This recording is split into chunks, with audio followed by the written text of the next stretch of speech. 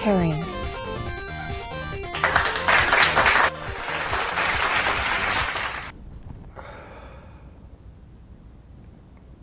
Welcome back, Lelanders, to a new episode, Clone Evolution. Now today, it's the first episode in a while. Just got back from a road trip to Toronto. We got lots of news in the game, lots of news for my trip. And I can't wait to begin because the game has some content that unlocked just before I left for the trip. So I've really been waiting till I got back to play it. And no, I did come back and play it briefly, just enough to keep all the events going. I did fuck up on the, what is it called? I think I fell behind in this expedition. I missed one of the free refreshes. So we did blow it on a little bit on my trip, but for the most part, we got everything done. Speaking of getting everything done, let's do a few refreshes on these. VIP. Now, if anyone's wondering, just a quick summary of how the trip went. It was fucking amazing, and it was horrible all at the same time. So we'll have a little bit of stories of both, what went well, what was a complete disaster. As you can tell, it wasn't that bad so far, knock on wood. We'll see how things develop. No, there was definitely, like, you go to the big city, you see things in the small city, or you'll never see in the small city. Hey, Hunter, how's it going? Welcome to the chat. Yeah, isn't life always a mixed bag, right? It's very rarely that everything goes smoothly. No, I was thinking even some of the parts of the trip were so bad I couldn't even film it. But I'll get to that in a minute. Like, this is not going on YouTube. I should have put it on my OnlyFans. No, just kidding. But no, not that bad. No, the weirdest part of the trip was some, well, I thought crazy guy on the bus. Well, I guess technically crazy. No, I thought he was going to start a fight, but luckily, no fight broke out. But it was very close. No, I guess fights break out on even normal city buses in my city, but usually it's so rare that it's not likely going to happen. But yeah, when I was on the bus, there was a guy that was like yelling and screaming at the top of his lungs, like every word in the book that you could imagine that you can't put on YouTube. And he was yelling it at the bus driver, so I was like, oh fuck, shit's going down. But to be honest, I was so tired when it was happening, it really didn't bother me that much. I was almost like half asleep for most of it.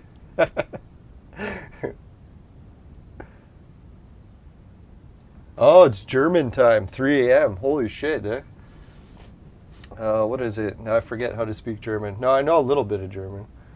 Like I used to listen to German speaking travel tutorial videos while I was sleeping, and to see if I could pick up any words. I got some of them. But it's been a while since I practiced any. Now some of my customers, because I live in a German city, they can actually speak fluent German because they're like German immigrants, but I haven't tried it with them yet. And all the swear words my grandpa from Germany would use, I guess they're so old now that when I say them in German, no one even knows what they mean. So I was thinking it's like 20s slang or something.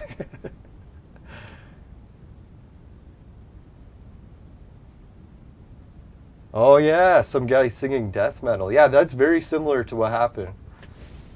Now I got onto the bus and I was like, man, there's a whole bunch of seats around this guy sitting at the back of the bus that's open, and all the rest of the bus is like crowded with people. So right then I should have thought to myself, there's probably a reason why no one's sitting near him, right? So I'm like, all right, I'll go take a seat near the guy. So I sat like one seat over from him and one up, and he was on the very back.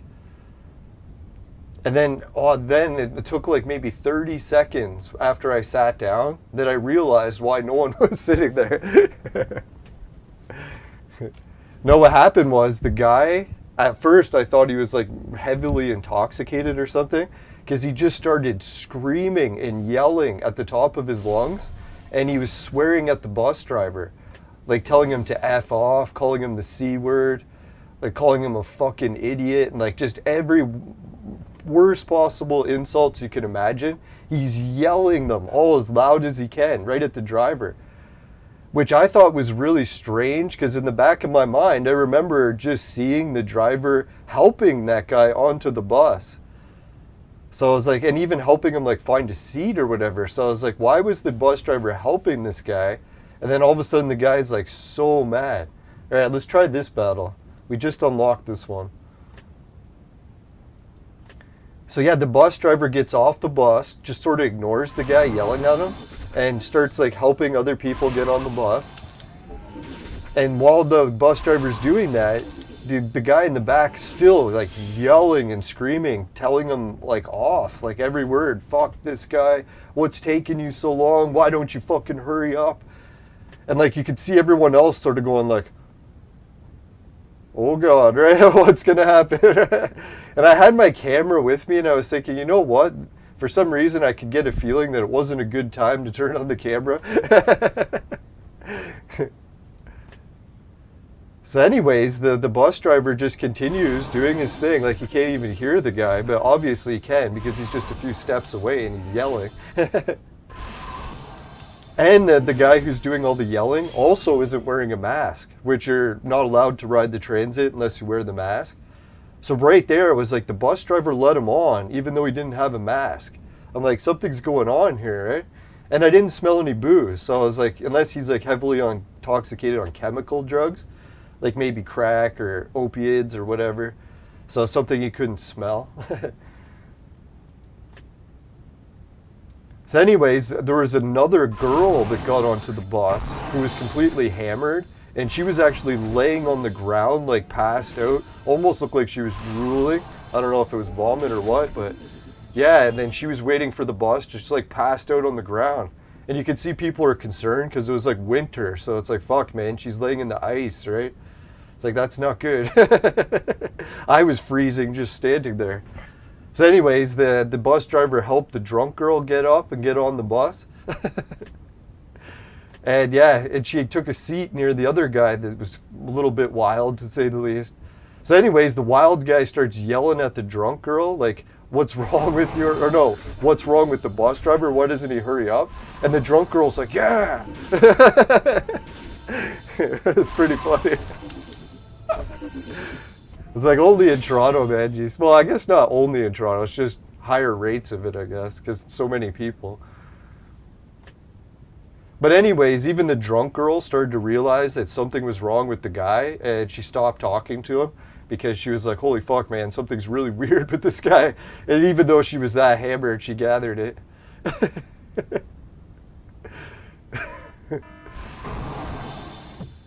Oh yeah, big chest. Nothing like getting your hands on a big chest in the morning. Yeah. Alright, so we got some purple potions. Yeah, if anyone can tell, my mood is cheered up quite a bit after the trip because, God, I felt like I had normal life again. First time in like since 2018. But anyway, so as the bus is going, like the viewers were saying, he starts singing and not just like yelling at the bus driver because the bus driver's moving now. The bus is going. So he's no longer mad that the bus driver isn't going. And he starts singing, and I'm like, what the hell is this guy singing, right? And he's singing like church verses, like stuff about sacrifice and sins and all that stuff. And he's like singing a lot of like R&B, like making out music and stuff. I was like, and the weirdest part was he had an amazing voice. So I was like, shit, man, if he like got on America's Got Talent or something, it's like, he would actually get maybe even a few people voting him on to the next round. So I was like, here's this weird guy completely out of it. And then when he starts singing, he's actually not that bad. So I was like, wow, this is getting weirder and weirder by the moment, right? And then after like he's been singing for a while, you could tell some people on the bus were nervous to tell him to shut up because he was just like yelling and swearing at everyone. All right, see what we unlocked here. Oh, we unlocked Uncle Joe and purple to boot. That's a pretty good one. But we're still not going for that because we need a different one. So anyways, well, I shouldn't call him crazy. The guy on the back who's yelling and swearing, he starts talking to another lady because as we're going, we're picking up more people and they don't know about the guy on the back yet and there's no other seats available. So some people actually had to go on and sit right next to him. Like when we first left the station, I was probably the closest person to him. So yeah, so anyways, this one lady sits next to him and I'm like, oh shit, is he gonna start yelling and swearing at the lady? And surprise, surprise, all of a sudden he went back to like acting like a normal person. So he like just started like talking to the lady like normally. And he started like, oh, do you like taking the bus or whatever? Why are you on the bus? Do you have a car or whatever? And she's like, she explained why, I can't remember. And then he started telling his story about why he was on the bus. And I was like, holy fuck, mind blown. Explains everything about why he was so fucked up and why the bus driver was letting him on the bus still. No, it turns out he's like a guy that's, he said he's like in his early 60s, even though I swear he only looked 50 at the oldest. Like even a young 50. But anyways, yeah, he was saying that he's older than he looks and he actually has had a stroke before. And then he was telling all the details about how he had the stroke and it fucked up part of his brain. So now that he can't control yelling and swearing randomly, and he's saying it's fucked up his life so badly, but he's lucky that some people are still helping him. And I was like, holy fuck, that's why this guy was yelling and swearing, right?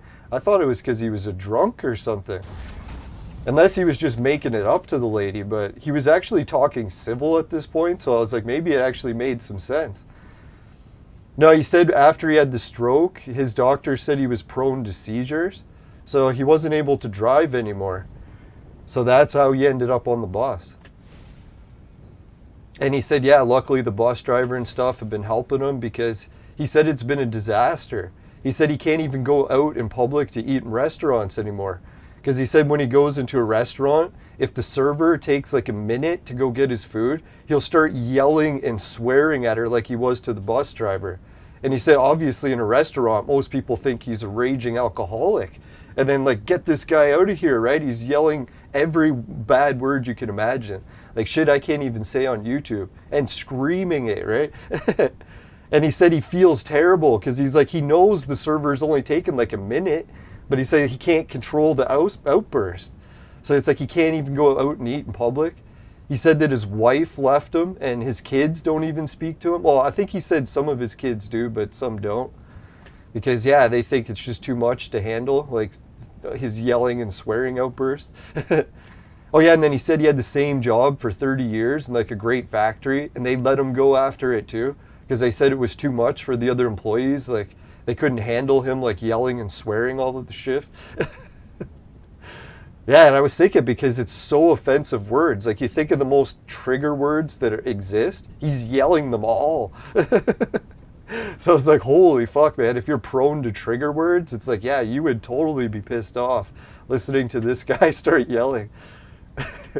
Like I'm talking like every word you can imagine, like stuff I can't even say. So yeah, I was like, can you imagine, like that's all it really takes in life, and it can happen to anyone at any age, right? You could just have a stroke and all of a sudden your brain doesn't work the same way, and it's like your whole life can collapse around you. And it's like, holy shit, man, that'd be brutal. But luckily he's still functioning a fair bit. Like despite all that yelling and swearing problems, he was still smiling. So that's why I was thinking most people realized that he wasn't actually gonna fight or punch anyone because he was still smiling. So he seemed happy. He was just very vocal. Like extremely vocal. So that's why I was kind of glad that I didn't film it, because I was like, man, that'd be really embarrassing if I had some sort of mental issue or I guess like an injury that occurred and it made me do really embarrassing shit. I wouldn't want to film it and have it broadcast on YouTube, right? Even though that's basically the story of my YouTube channel. No, I'm just kidding. Oh, king of contradictions. All right, let's do a little bit more battles. Yeah, we unlocked the new dungeon. Let's play it. No, the team that I used to beat the other dungeon, it was really fucked. So that's what I was thinking, like, you know that old saying, never judge a book by its cover? I was glad I didn't just sit on the bus and yell back at the guy, right? Because I think a lot of people, when they hear someone yelling and swearing, like, really inappropriately, they would say something, eh? They'd be like, you know, guy, you should shut up or whatever.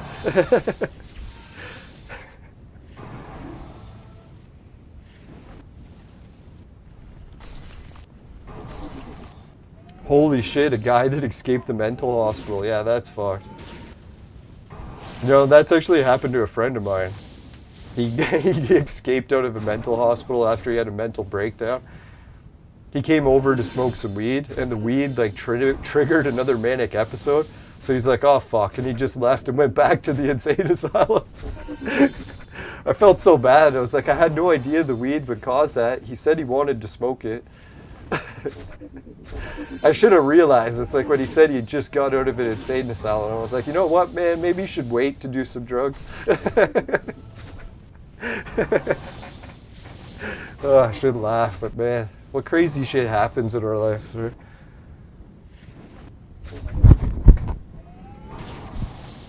Yeah, it's a scary thought. When I was a kid, they actually made us read a book about that in school, about how like your mind is really so fragile.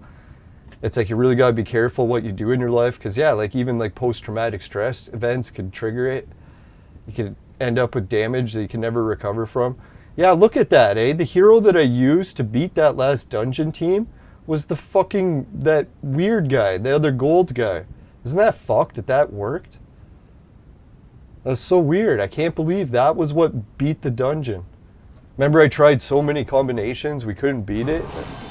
And then I fucking add in that weird gold guy, and for some reason that worked.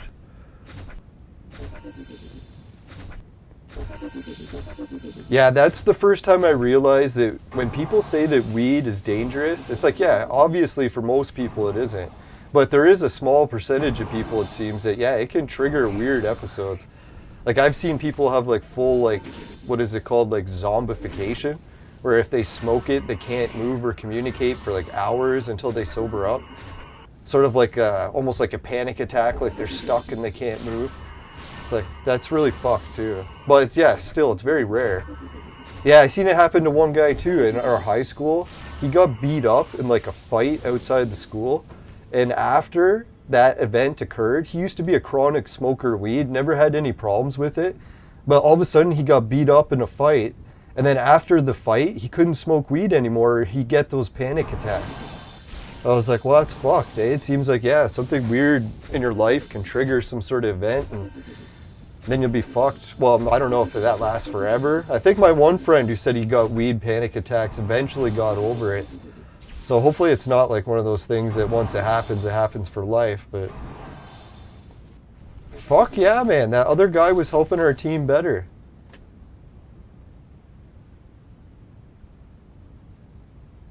Isn't that fucked?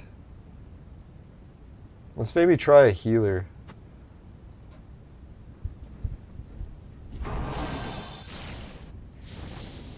Yeah, so did I see any other wild adventures in Toronto?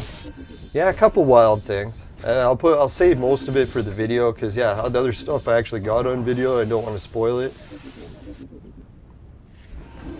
But yeah, it was a mixed bag with the pandemic stuff too. I was wondering how people are going to react, because I'm like, fuck man, this is the big city. It's a pandemic. What the hell's going on in the big city? I'd never actually been back in 2 years to see what's happening there. And it was almost like normal life. Like you would, if you didn't see like the occasional people wearing masks, you would never guess that there was a pandemic. Like I never once overheard anyone talking about the pandemic or even masks. It was like no one even mentioned the word mask. I was like, wow, all these people, you could overhear conversations everywhere. Thousands of people talking all around you. No one talking about the pandemic at all. It's almost like it was no pandemic. So that was really weird. I was kind of worried that everything would be all weird in the city. There was like the new normal or whatever. But yeah, even most people, I shouldn't say most, about 30% of the people on the bus, just like that guy in the back singing, they just said fuck it to the masks. I know World Health Organization, CDC, in my province, you're still ordered to wear it on public transportation. But I even seen drivers not wearing it. So I was like, you know what? A lot of people are totally over all the rules and regulations, even in the big cities. Like I came to a condo and I was like, what's going to happen in the condo elevator? It's such a small, cramped space. And there's like a sign that says you have to be 2 meters apart. The elevator's barely a meter. So I'm like, what's going to happen? Everyone just got in like normal. A lot of people weren't even wearing masks. So I was like, wow, this is really weird. Like it is almost like just back to normal. everyone tried to say that there was going to be a new normal, but I haven't seen too much evidence of that. Even walking around outside, it was freezing cold. So most people you think would be wearing the mask just because it's so cold to keep your face warm. But yeah, I've seen a lot of people not wearing them. No, I think in my province right now, the only places you're ordered to wear the masks is like government places. I think public transportation. Oh yeah, medical service areas, I think. Which kind of makes sense. The medical service areas have had those mask rules even before the pandemic, right? But most people just did it optionally. Did we beat it or die? Fuck, I think we died again. Let's try it again. We were so close that time. Or no, this is a new one.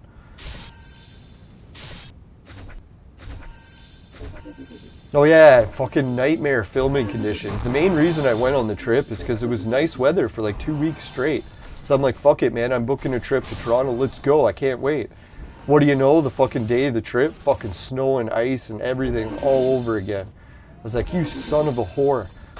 Not that there's anything wrong with that.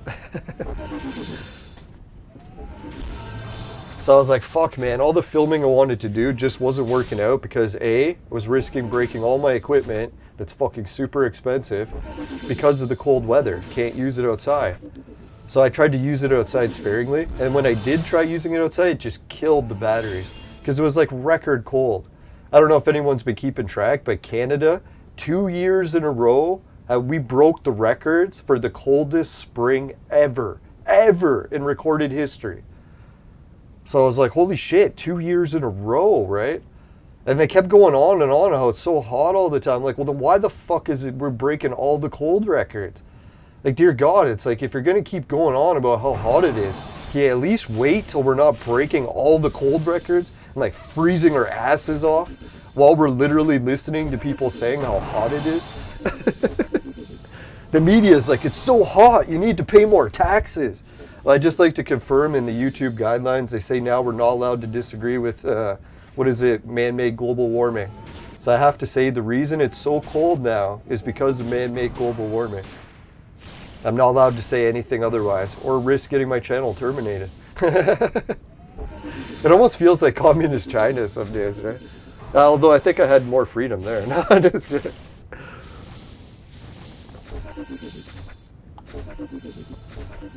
Yeah, I think in the big cities, like pretty much, it was a lot, it's go as you see, right? Or do as you see.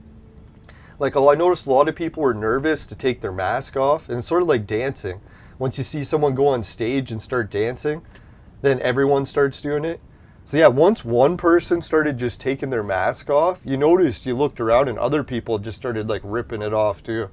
Because I think it's everyone's starting to clue in, well not everyone, but a good chunk of the population is like actually doesn't believe the force-fed information that the masks are doing anything, which according to the CDC, they do work, right? But anyways, a lot of people have started to conclude that, yeah, wearing these really isn't doing anything, and they're tired of pretending. Like, I know there's some scientists will go on and on that airborne viruses can be stopped by like a little thin piece of cloth or whatever, but and maybe in some cases it does reduce the viral load by whatever percentages, but as like on Joe Rogan's show, they show you put the mask on, you exhale a cigarette, fucking particles go everywhere, right? It's like it's not stopping jack shit when it comes to cigarette smoke. But who knows, virus particles, they might just get trapped right in there, right? You know how like animals or nature, they always tend to go right for the traps because they just take the trails that are easiest. Maybe the virus works that way. I'm not a health expert. Obviously. I wouldn't be streaming this. No, so yeah, the big city was wild, seeing everything like back to normal. I was like, you know, how long will this normal last before they force another round of injections? That's my biggest question.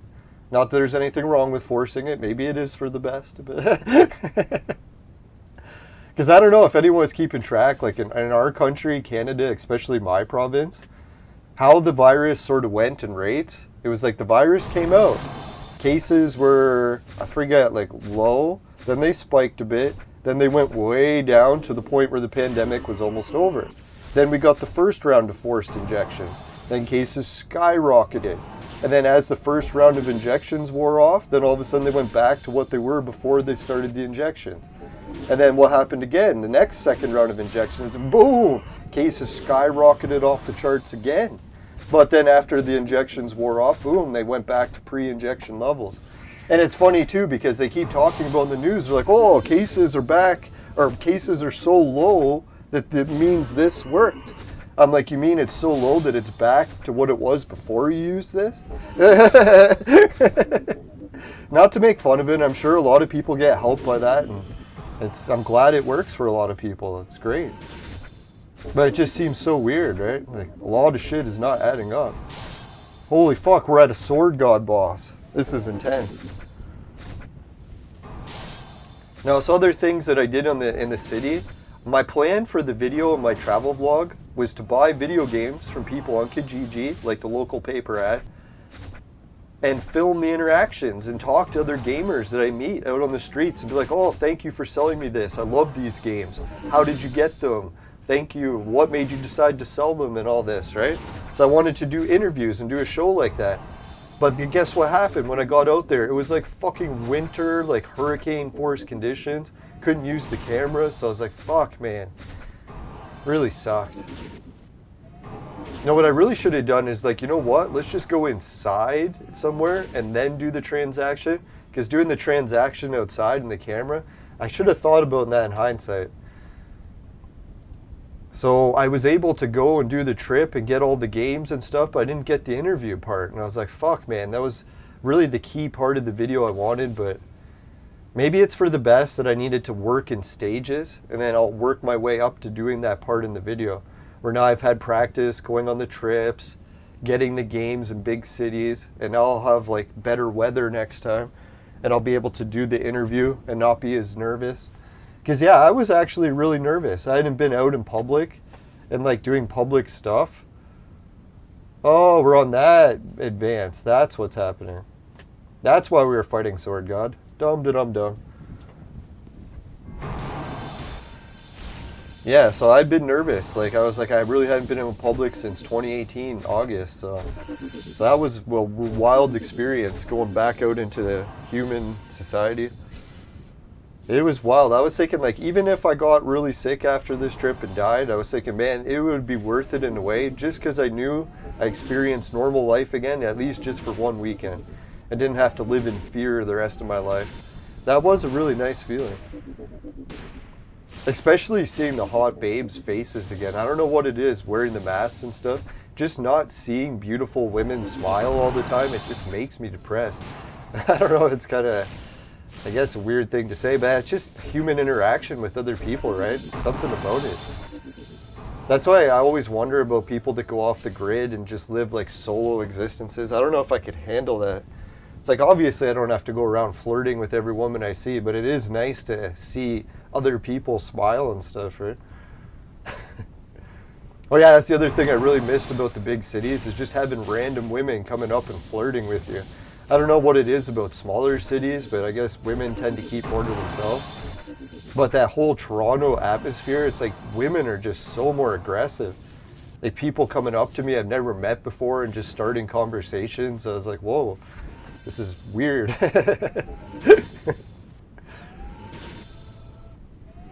No, I didn't get any numbers. No, everyone I was meeting was in different cities, so I don't try to date when I'm in other cities. I guess some people do that. To each their own.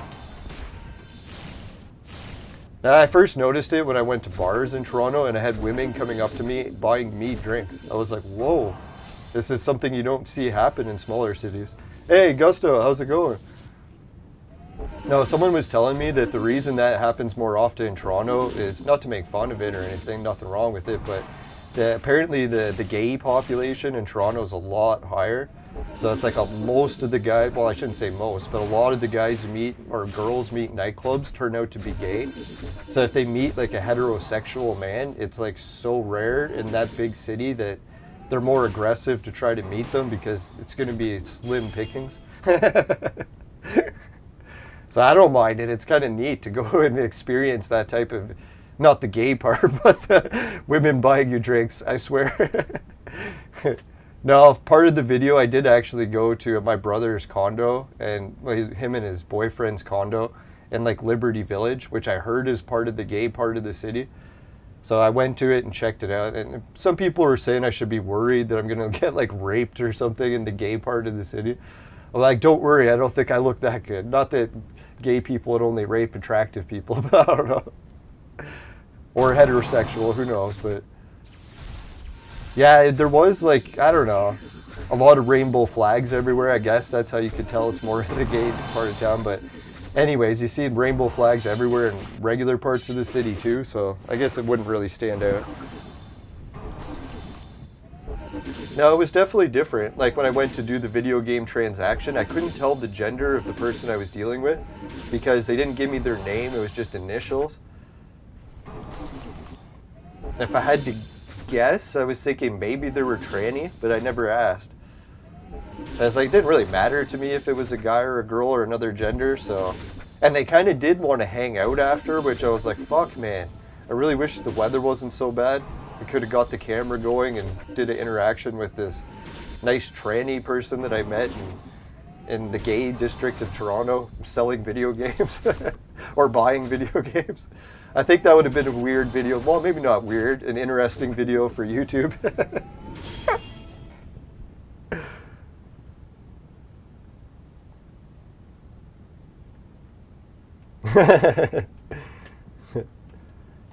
Yeah, I'm trying to keep up reading the chat.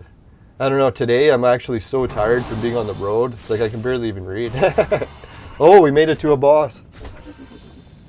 No, basically what was happening for my traveling, I had to wake up at 4 a.m., catch my bus by 7 a.m., and be on the road for 3 hours, do about an hour or two of walking, and then another 3 hours of bus trips, and then occasionally an hour walk in between there. So yeah, there was a lot of foot travel, it was a draining trip. That's what I was thinking when I got back from the trip. Everyone's been asking if I got sick or how I feel. And I was thinking, you know what? I actually do feel quite drained, but I do it after every trip. And then I was thinking, yeah, my stomach's been a little bit off, but I was thinking, yeah, my stomach is off like at least 2 or 3 days a week. So that's nothing really that unordinary. I did kind of get a little bit of a sore throat, but I was like, shit, man, maybe it was just because, I don't know, I was talking a lot. So I was like, that could be it. Usually if I talk too much vlogging. So hopefully I'm not sick. I was thinking of doing the rapid test. Oh, I even told my mom because I'm like, you know what? I got an old senior that I live with. I should really let her know that I feel a little bit off after coming back traveling. And guess what she said? She's like, yeah, actually she's been feeling sick ever since the funeral for my uncle. I'm like, oh, fuck. So she's like, don't worry, you probably caught it from me. I was like, oh. I'm like, if I caught anything, hopefully not. Well, yeah, and someone else, I think, at the funeral was saying they had a cold, but they got a rapid test and it wasn't it. So I was thinking, well, hopefully that rapid test was accurate. They didn't just spread everything, but who knows? Luckily, the worst of it, if it is the virus, I'm just getting a little bit of a sore stomach and a little bit of a sore throat, so at least no cough or runny nose or anything. So I think I did smell a couple weird things, but I was like, you know what? Maybe that's just because I'm in the big city. I'm smelling weird things. You definitely smell some weird shit in the big cities. All right, so let's get caught up on all the other battles. Expedition. I think we're going to be stuck at that Kim battle for a while, so let's do more of these. And we'll show how many heroes we got, and I think we're getting damn close to making that new Alice. We might even have enough for her today. We'll have to check. I don't want to get the viewers' hopes up, but... Oh yeah, and if anyone wants to see what gaming stuff I got on these adventures, most of it I don't have at home. You know how, have you ever gone on like some wild adventure and some sort of miracle saved you at the last minute and you're like, holy shit, thank God for that miracle occurring? Well, that actually happened on my trip. I should have realized that when I was looking at the video games to buy them in the ad, I was like, some of these video game packages, they were over $100, right? So there was a lot of games. I didn't even think about it. I'm like, you know what? I'll just put the games in the backpack. And then I brought a couple extra bags. But the one trade, when I went to go do it, the guy gave me the video games and it was in a fucking like giant box. I'm like, oh my God, right? Like there's no way I can carry this even on the bus or the train to get back to the city. I'm gonna be fucked. But guess what happened? It just so happened that when I planned all these weird Kijiji deals in like a city like Toronto, millions of people, what is it, like 8 million people, and I happened to pick up the games, it turned out to be like a block away, not even, like half a block away from my brother's condo. And I'd never been to my brother's condo yet because him and his boyfriend had just bought a new one. So I was like, holy shit, like what are the odds of that? So I was able to carry the games, luckily, from that meetup spot to my brother's condo, and it only took like a minute of carrying it. I was like, thank God. If it was like 5 minutes, I wouldn't have made it. Or I would have had to call a cab or something to help carry everything. So I was like, next time I gotta really be careful when I go on these gaming adventures. I gotta bring like a shopping cart with me or something, because sometimes I'm buying so many that I literally couldn't have carried it much further. And the rain and the snow, I was like, oh fuck man, thank God that worked out. But yeah, that's happened to me on other trips before too, where I got stranded like 7 hours away in like the middle of the woods, and then some person I haven't seen since like high school just happened to be there and gave me a ride. I was like, what the fuck, right? Like, I don't know, life is weird like that. Sometimes things just happen to fall into place. It's like, oh, thank God. Sometimes it makes me wonder if I got like a guardian angel that's like, oh, fucking working overtime for me. It's like, oh, he's off to the fucking Toronto's district. We gotta help him.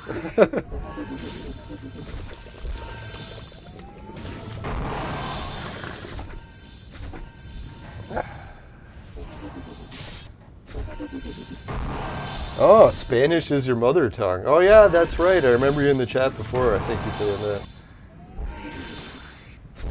Yeah, let's show off some of the games. I was thinking what I should call the gaming adventures. Like, it's basically going to be a show on YouTube, going and traveling all around Canada and picking up video games that are like rare and collectible and good deals. So I don't have any of the good deal ones. Actually, the one I overpaid is the only one I have with me right now. So let's show it. I think I bumped my webcam. Feels like we're a little bit crooked. Holy fuck.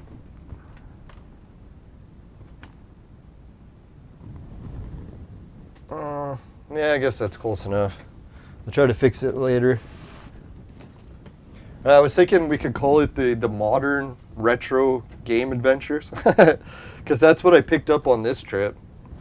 If anyone's heard of the Coleco, I got the Coleco Flashback. 60 built-in games, authentic controllers, and look at all those fucking games it's got. So me, as a kid, I actually never played Coleco, even though it was pretty popular. So that one should be quite an adventure to try. I'll probably do some live streaming. And I also got the Intellivision Flashback. 60 built-in games. It's got the overlays. Shitloads of good games. Even ones that came out or never came out before. And there's one that looks like Risk. So I really want to play that one. So how much did I get these for? I think the guy was selling them both for $300. So it was like $150 each. Which some people are like, oh my God, that's so expensive. The company that makes them is called AT Games. Where's the name? Should be on the box somewhere. Plug and play. It's just a plug and play made by AT Games. Yeah, there it is, AT Games. So if anyone's heard of that company, they just make cheap plug and plays. This actually only cost $40 when it came out. But what happened was they sold out, just like all the other mini consoles, and they fucking skyrocketed in price. So right now, if you wanted to buy it from Walmart or Amazon, they have them on for like $250 a console, but they're sold out. So I'm like, fuck, man. So I was looking, trying to find one for $100. I'm like, man, $100 is about the max I'm willing to pay, because that's still over double what it cost when it came out. Oh yeah, let's go back to the game screen. So how much did I pay? Oh yeah, he said he wanted $300, and I talked him down $50. So I was, did I get it for $250? Yeah, so that works out to what, $125 a console. So I overpaid by $25 on each one. So I don't know, for me I just wanted to do it for the video, because part of the video I wanted to do a comparison, because we're having a big debate in the video game community of which console was better, Coleco or Intellivision. And this was my opportunity to actually interview a random person who just played both, the Intellivision and the Coleco. So I tried to interview him and the camera wouldn't work and it was fucking ice storm. But I got his response. So I'll maybe just add that part of the video and tell people what he said. But he said he liked Coleco better, which I was kind of disappointed. I was hoping he was going to say he liked Intellivision better. But I'm not going to lie and twist his words. He actually said he liked Coleco better. Yeah, fuck man. That's the thing with retro video game collecting. When I look at all the games that I used to have when I was a kid, I could fucking retire right now. Instead, I collected hockey cards. I was like, what an idiot, right? Like, I should have known. The hockey cards, everyone was collecting them, so they weren't going to be rare. What I should have been collecting was something that was rare and everyone was just throwing out, which was their old video games. Thankfully, I actually saved a lot of, well, not a lot, just some of my Sega Saturn games and Sega CD games. So I actually got like an original copy of Panzer Dragon with the oh yeah, without the case, but I made a reproduction case. Oh yeah, and I got Spider-Man. I got Pokemon Gold. That's one that I got cheap at a sale. Oh yeah, that's what I was thinking. I wouldn't even mind to do some videos of just some of the thrift store finds in my city, because you never guess what game I got at a thrift store for 50 cents. Where is it? It's one of my most valuable games, actually. Where is it? Oh yeah, there it is, GameCube. Fire Emblem from GameCube. Can you believe it? I walked into a thrift store and they had Fire Emblem for GameCube for 50 cents. Mint condition, manual, books, everything, disc, flawless condition. I was like, mind blown. If anyone knows, Fire Emblem's worth, I think, around 300, unless it went up or down. Could be wrong. So if anyone's disappointed they don't have a lot of money or they got rid of all their games when they were kids, there's actually still ways to get some of them. Like if you go to thrift stores, garage sales, you can get them back. It's not impossible. It's just going to be a little bit of work, to say the least. Yeah, it's crazy. Like, I should have known. My mom does a lot of garage sales, and she said she met a guy that's all he does. He goes to every garage sale for a living, and he just tries to find old ladies selling their kids video games. Because he said, yeah, like sometimes he'll go to a garage sale, spend like $10 or $20 on video games, he'll come out with $30,000 in games. That's how rare some of them are, right? So I know some people think the guy's a jackass because he's going out there and just fleecing old ladies and taking their stuff while buying it, but still giving them prices way lower than it's actually worth. But I don't know, to his credit, maybe he's got a family and kids to support and he's just trying to do what he can to make a living, right? So can't really hold it against him. At least he's not robbing them outright. Like just going to the garage sales and stealing it. If I was him, I would probably try to give them a bit extra at least. Be like, oh, sorry lady, I can't just give you 20 for that. I have to at least give you 100 or something. Especially if it's a game you're going to resell for like 30 grand. Fuck.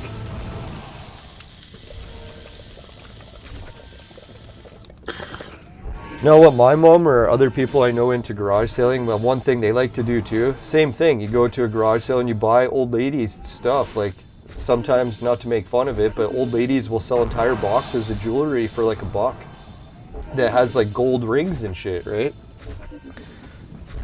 And obviously those old ladies, someone in their family should be like, you know what, give us those rings so that we can sell them for you. Don't sell it to someone for $1. But I wouldn't be surprised how many times it happens. You go to a garage sale, you buy a box of jewelry for $1 or $2, bring it home, and there's like $1,000's worth of gold in it, right? So yeah, there's a lot of people, they do that for a living, not even just video games, gold and jewelry stuff. I'm thinking about doing it more for my YouTube channel just in general, because it is kind of neat going out and doing stuff in the real world again. The only thing I don't like about it is the whole monetary part of it. I'm kind of sick of collecting shit in a way.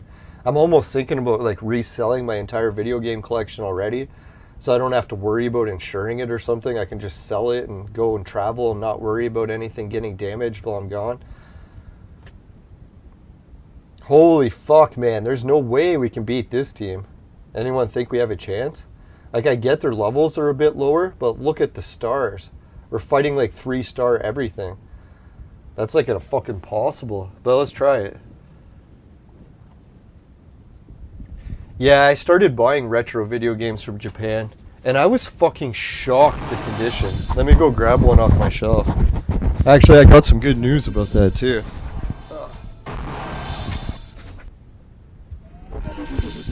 Sorry, hope my butt crack didn't show there. I felt my pants falling as soon as I stood up.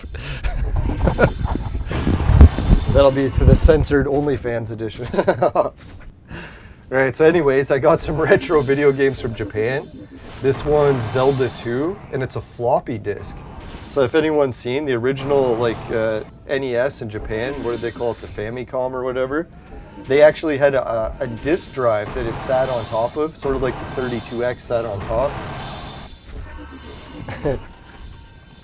So yeah, it's like, it's pretty wild. I got Nintendo fucking floppy disks. And oh yeah, and I opened it up. Let's show the viewers what it looks like if anyone hasn't seen. My fucking god, the quality of the original Nintendo. Japan, man. You're doing shit right. Look at this. You open it up, it comes with the comic book. Here, let me go to the actual game screen.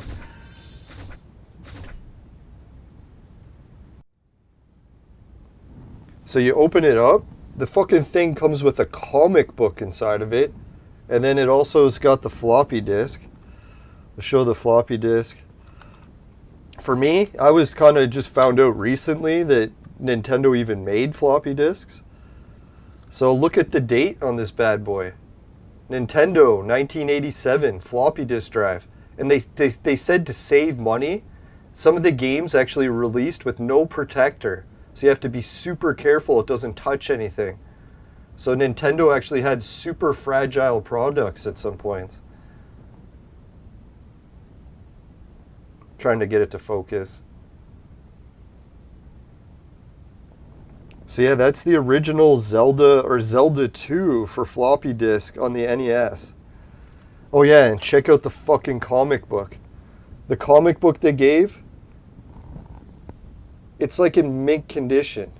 And it's fucking sick. It's got lots of awesome stuff. And look how thick that bad boy is. That's like a fucking like legit book. So I was like, yeah, then the Japan collectibles, if anyone's into it, I highly recommend them. The only shit show I seen was like the prices were pretty cheap on the games, like around 20 bucks, but you got eaten alive in shipping. I was looking at over 20 bucks in shipping per game. I tried to go with some websites that said they could ship it cheaper, but when the shipping total came in, it actually worked out to more. I was like, you fuckers, man, you're bragging about how cheap your shipping was, and maybe they tried as hard as they could to make it cheaper, but I kind of felt ripped off, to be honest.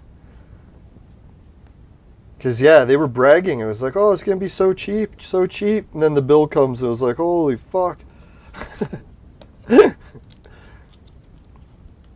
Alright, so if anyone's wondering what other Japanese games I picked up, I'm not going crazy with the Japanese importing. These are probably the only 3 I'm going to import. I got a Mario Golf game. Like the original Mario Golf before it was even called Mario Golf. And I got this game, which is called the Dirty Pair. And I'm assuming the Dirty Pair is the 2 hot babes, not just the hot boobs that come in pairs as well. So I haven't opened the comic on this one yet. Saving that for a lonely night. No, I'm just kidding. Alright, that was terrible. I'm going to get my YouTube channel shut down. Alright, let's continue this battle.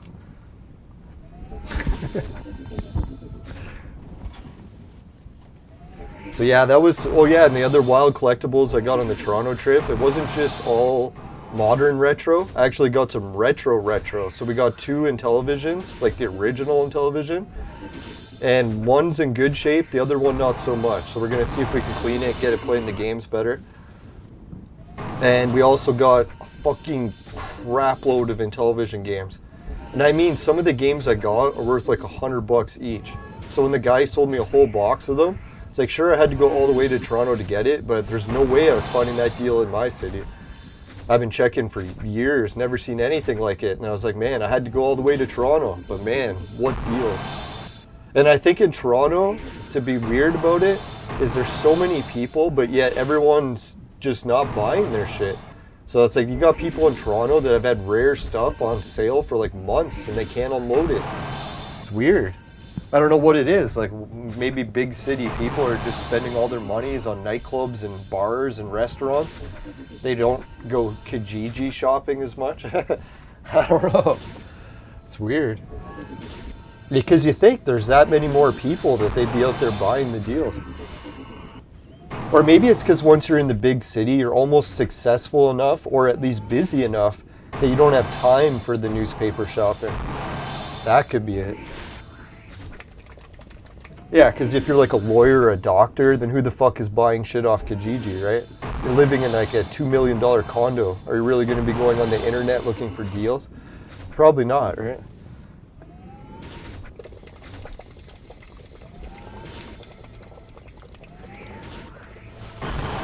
And then anyone who's not living in those like $2 million condos, they're so poor that they don't have the money to go internet shopping looking for deals. They're just at work all the time. That could be it. Vaping too much. Yeah, the danger of meeting people in Toronto. I don't know, for me, I think being the danger aspect of Toronto kind of went in phases. Like when I was I guess when I was like a preteen, like a teenage, not even a teenage, yeah, I guess a teenager even. I would find Toronto very intimidating because a lot of people are adults, right? And I was like, oh man, all these gang members are much older than me and all the people at the nightclubs are much older than me. But obviously as my life has progressed, when I go to Toronto, I noticed it especially this trip because I hadn't really been back in a few years. I'm actually much older than the average age of someone in Toronto. So when I'm walking around in the city, it almost feels like I'm walking around in a kid area where everyone's like a student or everyone's like in their teenage years or 20s and I'm like double their age.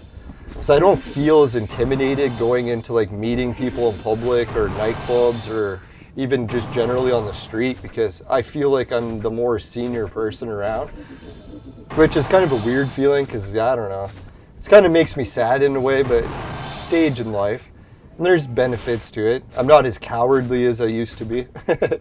Obviously, a lot of these kids could have guns because we're in gang territory and all that shit, but I try to just keep to myself and not interact with the gangs. I won't try to like buy or hit on their girlfriends or anything or try to get involved in drug trades. So as long as you're not doing that sort of stuff, you can usually separate yourself from the gang life, let's hope. Unless there's a random shooting, which I guess, yeah, big cities still have that danger, but random shootings at least are pretty uncommon.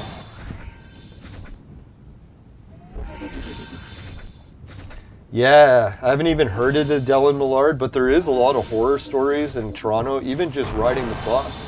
That's why I was a little bit terrified when I was riding the bus when that crazy, well, not crazy guy, when the guy was yelling.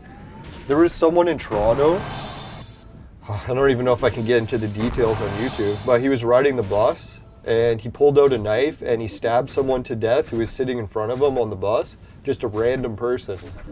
I won't get into the details of the stabbing because, oh man, it was like a satanic ritual and they fucking let the guy out of prison. You know why? Because they said he was insane. I was like, dear God, he's insane and he's stabbing people to death? Isn't that kind of the person that should be in prison? But yeah, apparently in Canada, if you're insane, you can't be in prison. So they actually let the murdering guy go back to riding the bus. I think what happened, yeah, he cut out the guy's eyes and ate them on the bus in front of the other passengers. And they let that guy back out. I shouldn't laugh, it's terrible, but yeah. You definitely got to keep an eye out. Like, I'm not saying the city is perfectly safe when you become an adult or whatever, right? But, oh, fuck, we died. Oh well, there was no way we were going to beat it anyways. We'll try the skip trick, and if that doesn't work, we're done for. We'll just refresh.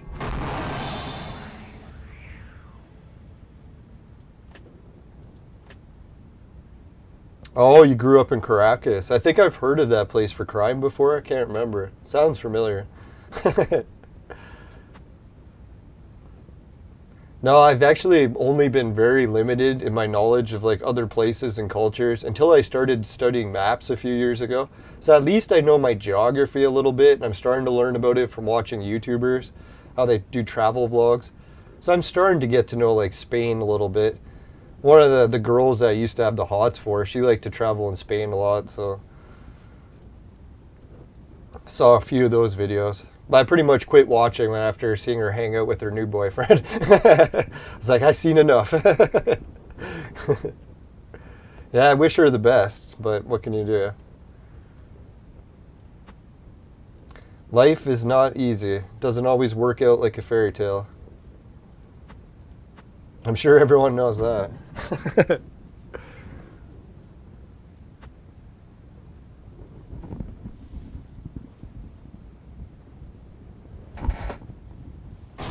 Yeah, you know, I was thinking about that. You know what's the worst thing that people in Toronto have to get used to? It actually almost gave me a mental breakdown. I couldn't get used to it.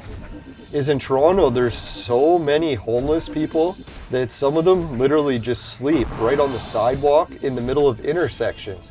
So you'll be walking up to like a busy street corner with like 4 lanes of traffic, people in suits and businesses, everyone, just like a flood of people. And everyone has to step over the homeless people because they'll like lay right in the middle of the sidewalk, right at the intersections too. Sometimes they'll put like a bucket out to try to get money and just lay where there's the most people. So during the summer, obviously it doesn't seem as horrific. Sure, it's horrific, but at least they're not dying. But when it comes to the winter, so now you're facing in the winter that you're literally stepping over people that are freezing to death on the sidewalk just so you can navigate your way around to work or whatever, right? And sure, like it seems horrific. Like, why wouldn't you stop and help the person? There's hundreds or even thousands of homeless people everywhere sleeping on the sidewalk. You could spend your whole day and you wouldn't even help 1%. So a lot of people just go numb to it, right? Like you literally have to step over people that are dying just to get to work. I was like, man, that freaked me out. Like what happened to me, I was in Toronto and I was going for like medical tests and I was going to the hospital and I was stepping over, I can't remember if it was like a lady or a guy. It's sort of like blacked out from my memory even. So I was like stepping over them next to a mall. And I was like, oh God, this person's like sleeping next to the mall. And I'm like, it's so cold. I was like, fuck, I feel like I'm freezing to death and I'm just came from inside. And I'm like wearing a thick winter coat and I'm not laying on the ground, right? So I felt horrific, like just stepping over this young person. Like I swear, they were like in their 20s. So I was like, fuck man, they had their whole life ahead of them and there they are just laying on the ground dying. So then I came back, like everyone's stepping over them, right? So I was coming back from the hospital like an hour or two later from the test, and guess what was happening? Fucking ambulance is there, and they're resuscitating the person. I was like, oh. So yeah, I couldn't take it. I was like, fuck man, big city, it's just too much. Imagine doing that every day. I'd be like, holy fuck, I just couldn't take it. Yeah, that's the big city life though, right? I wish the government would do something to help them. Like, you think how many times the fucking government spends money on wars? They'll send like billions of dollars to give more weapons to Ukraine or Russia or whoever, Saudi Arabia. It's like, fuck man, could they help those people? But no, they need to let them suffer. I know obviously you can't help everyone, but still, they should be doing more.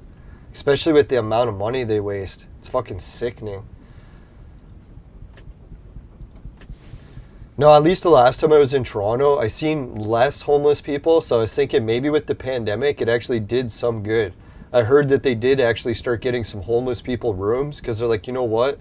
if we're putting people in rooms because they're infected with the virus, we should really be helping people that are at risk of catching the virus in these homeless encampments. So yeah, they actually did reduce, unless it was just because it was really cold and a lot of them were inside, but I did see less homeless this trip, so that was a good thing.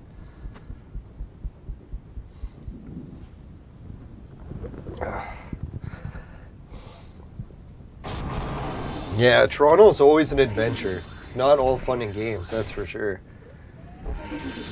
There's nice parts, like a whole bunch of hot babes buying you drinks in the bars, but yeah, then there's definitely a lot of heartache as well.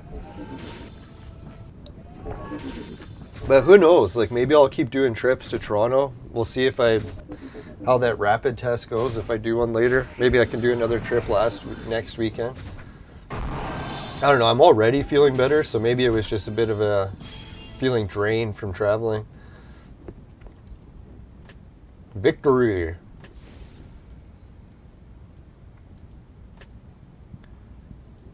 Yeah, not that the age of a homeless person should matter, but damn, when you see someone so young in that situation, right, it really gets to you.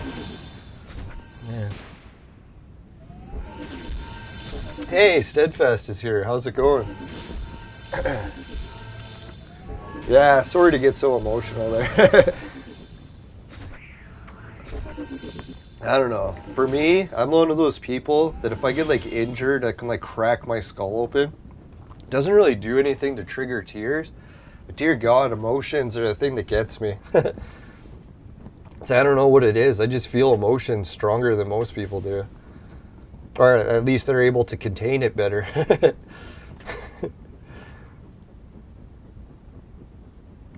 Now, I notice the same thing too. If I get really angry, sometimes that triggers it.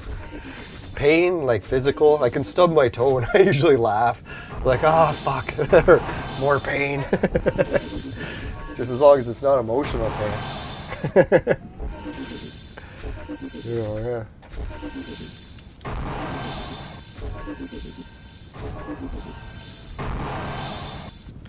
Yeah, I noticed, you know what some countries have done that technically solved their homeless population, but fuck man, I was watching what Brazil does. Brazil's got a wild way of dealing with homeless issues. I don't know if anyone's watched the travel documentaries, but Harold Balder, he was traveling through Brazil, and he showed what some of the homeless places are like to live. And what Brazil did is they just declared entire regions of the province, or I guess city, whatever it is, and they declared that region okay for squatters to build. So parts of the Brazil, if you got no money and you got nowhere to live, you can literally just go to a squatter's area, buy a few sheets of plywood, and build yourself a shack and start living in it. So apparently these shanty towns of like people that were homeless and had nowhere to go and just built their own house, they have shanty towns, like thousands of homes, right? So, and they're all just like constructed from like people picking up plywood or debris and putting together like a makeshift house. And some of the people who are living in these houses, they don't even own the land, right? No one does. The government could just come and tell them to leave at any time. But they're actually letting them build. And some of those houses have been there for like 40 years. Some of them have plumbing. Some of them have like electricity. I was like, holy shit, right?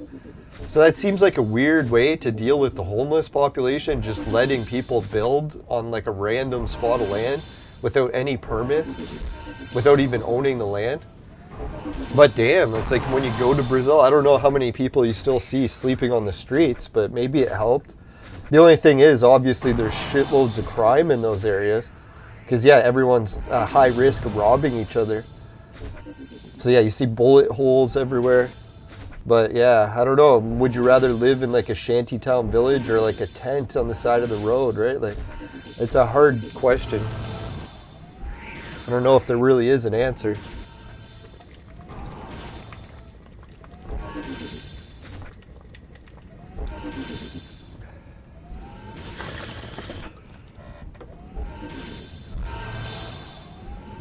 Hey, underrated gamer, how's it going? Oh, he says he has enough ingredients to make one red hero among Master Panda and Frankenstein. What should I make? Well, Frankenstein, wow, that's interesting. I didn't even know Master Panda has similar ingredients. Frankenstein is the one that I've actually made the most. Red. And the reason why is I just consume him. So if you're making a hero just to consume, then Frankenstein is one of the best that, in my experience. I'll show you what I mean. When it comes to red star heroes, if you haven't made one before, if you want to change someone from like a 7-star to a red, you have to click on it, and then you have to go, oh yeah, that training center. You have to pick star level, obviously, you go to the hero, and now it wants you to put a red hero in. So that's why I keep making Frankenstein. I'm going to try making another Frankenstein, actually. And then once he's made, I'm going to put him in there and make him part of his DNA or his star level so he turns to a red star. So actually, each one of these red stars that you see in my team, that's how they turned red star. It was usually a copy of Frankenstein I gave them. Hey, Shelly, long time no see. Yeah, I was hoping that if I streamed earlier, we could get some more viewers we haven't seen in a while. No, I just came back from a Toronto trip, and I'm working on editing the video today, so if anyone wants to see some travel vlogs too, don't forget to tune in to those. You can see what downtown Toronto's like now that the pandemic is somewhat over. A lot of people not wearing masks anymore. I don't know how well the videos are going to turn out. I was trying all my new camera gear, and the weather was absolute shit. Rain and snow and breaking the batteries, so hopefully I didn't break any of the cameras. God, sure hope not. Oh yeah, we got a new hero there. If anyone was watching, we did some more spins, and we got all the heroes we needed, and we set it to Catholic Hero. And the reason we set it to Catholic Hero is to get more Frankensteins, right? Yeah, so I hope all is well with Shelly. What's new with you? Have you been playing, what was the game? Oh yeah, Roblox. You've been playing it lately? I keep hearing more and more and more about Roblox. Man, I so underestimated that game. I always thought it was just a game for kids. I didn't realize how much money is involved in that game. How you can like sell Roblox and shit. That's fucking crazy. Like, Roblox is basically the game that I always dreamt of when I was a kid. I was like, fuck, I wish there was a way we could play video games and make some money off of it. So you could become a professional gamer without actually having to compete against each other and actually be good at the games. You could just play the games, design levels, and get money for it. It's fucking wild. We're so lucky to live in such a modern age in some ways. Definitely drawbacks and side effects to it, but damn, the benefits are fucking sweet. Come on, I pressed get. What the hell? Now, if anyone's wondering, I haven't installed the new blue... Oh, actually, yeah, I did install the new BlueStacks on my computer, so I don't have to keep using the old version that's slower. But I haven't been able to log into Clone Evolution successfully. Every time I do, it fucks up, so I gotta uninstall it, reinstall it, and try to get back in. I don't know if anyone's ever switched devices on Clone Evolution. Oh, fuck, is that ever a bitch. It's because they do that whole account linking thing, right? You just don't have a login and password. You have to have it bound to some sort of account.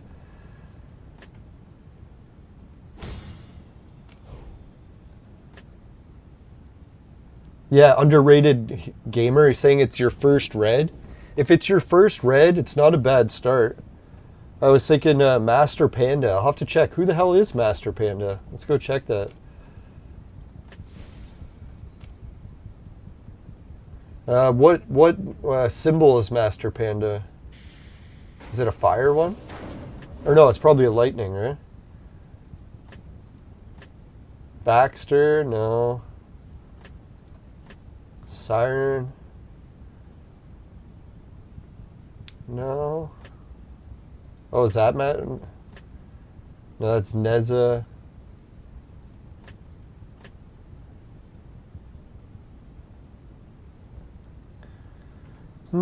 Master Panda. Who the hell? Is it this guy? Oh, there it is, Master Panda. Yeah, I highly recommend not making Master Panda. I don't know. For me, I think he's one of the weakest heroes and really doesn't do anything. So yeah, definitely I'd steer away from Master Panda. I don't know. It's a shame because was it the ingredients to make Master Panda?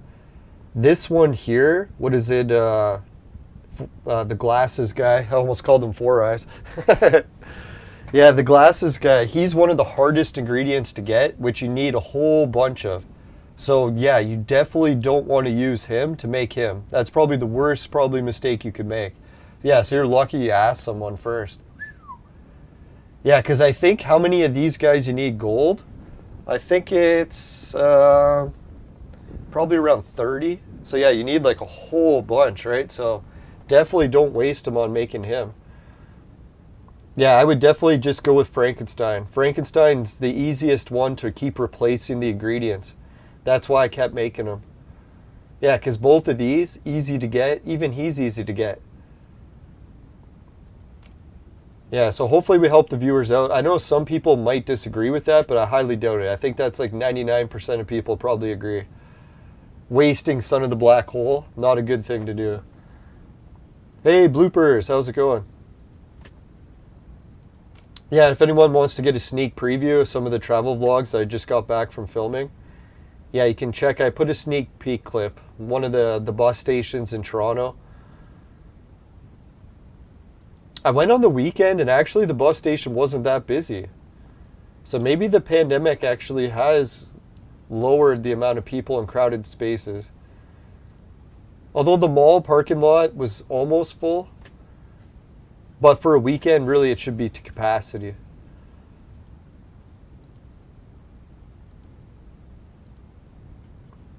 Oh yeah, when I was on the bus, tons of sick people. Like literally you could hear coughing and sneezing the whole way.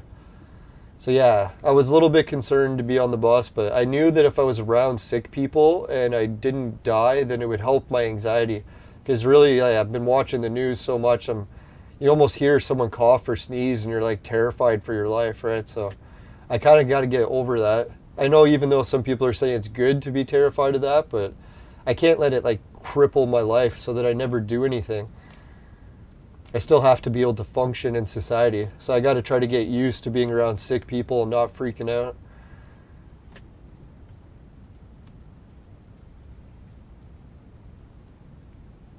I get it. Some people probably got like health conditions where they can't be around sick people, especially now. So yeah, some people, I don't want to make fun of it. They literally have to stay away from sick people. Right, yeah, we're going to do... Oh, yeah, someone was calling me upstairs. So I'll run my Vaporizer commercial. I'm just going to check what it is. Make sure it's not anything important. I'll be right back.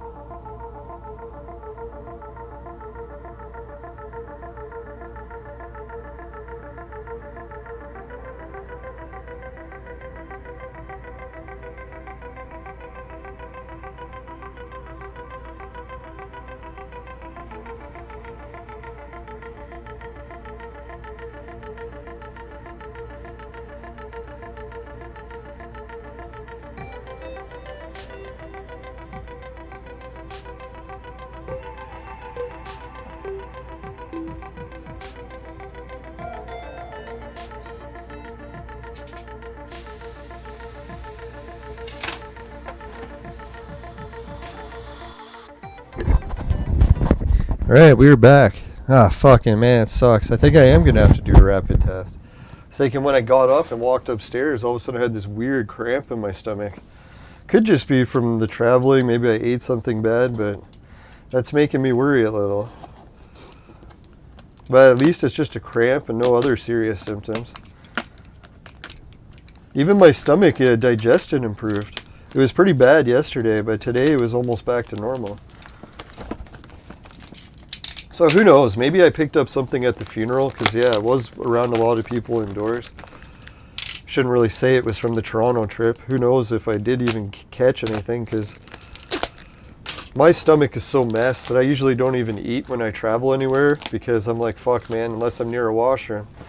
Really have to play it safe. All right, what did we get here? It looks like I got a package arrived. So that's pretty sweet. And if anyone's worried that I bought more video games, no, don't worry. I didn't buy video games this time.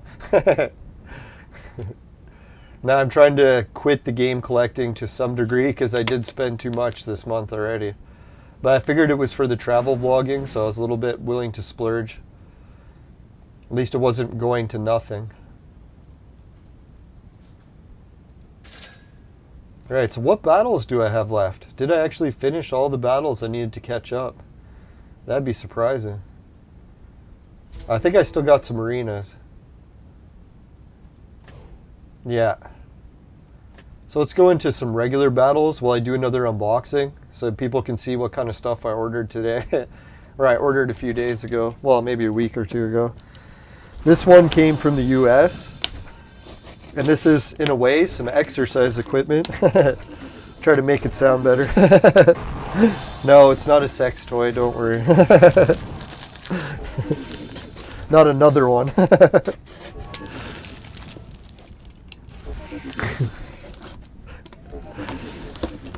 Alright, so let's see what it is. What could it be? Does anyone guess by the size of the box? Give you a hint. Disc golf. Now, I haven't really been into disc golf since last August. I think I quit playing because I was getting frustrated with how shitty my discs were and I couldn't get new ones. So I was like, fuck it, man.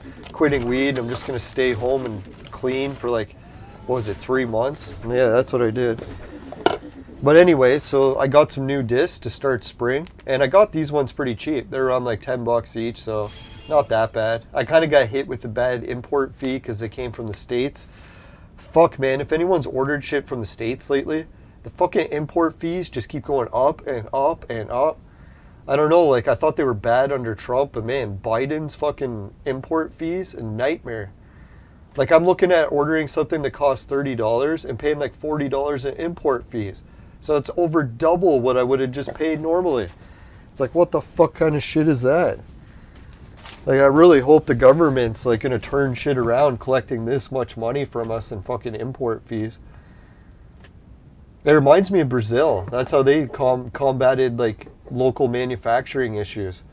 They increased local manufacturing by increasing the tariffs on trade. So if people wanted to make stuff in other countries, it would just cost too much to import it. Alright, so let's check out what we got here. One is a F2 factory second. Wow. If anyone's heard about factory seconds from Innova, how it works is they have really expensive discs that sometimes something happens with the labeling or the production where it got scratched and they can't sell it. So what they do is they put a new label on it and they call it a factory second. And then they put a much cheaper price because it's not like a mint condition one. So yeah, I was thinking, hey, if I just want to try a few discs out, why am I buying the mint condition one? Might as well just go one with a weird print mistake on it and get it cheaper. So at least I can bring the cost down on my hobbies. I got to save money for traveling, so I can't get too carried away buying Frisbees. So yeah, this is a nice orange disc, 167, and it's a more understable than I'm used to. Which I've been having such bad luck with overstable discs, I'm like, fuck it, man. If I'm having such bad luck with those, might as well try one that's only medium overstable. See if I can have any luck with one. Maybe it'll cure my hating of disc golf. So that's one. And I'm pretty sure the way disc prices keep going, since I got these, even with the import fees, I could probably resell them for a profit, even after I use them.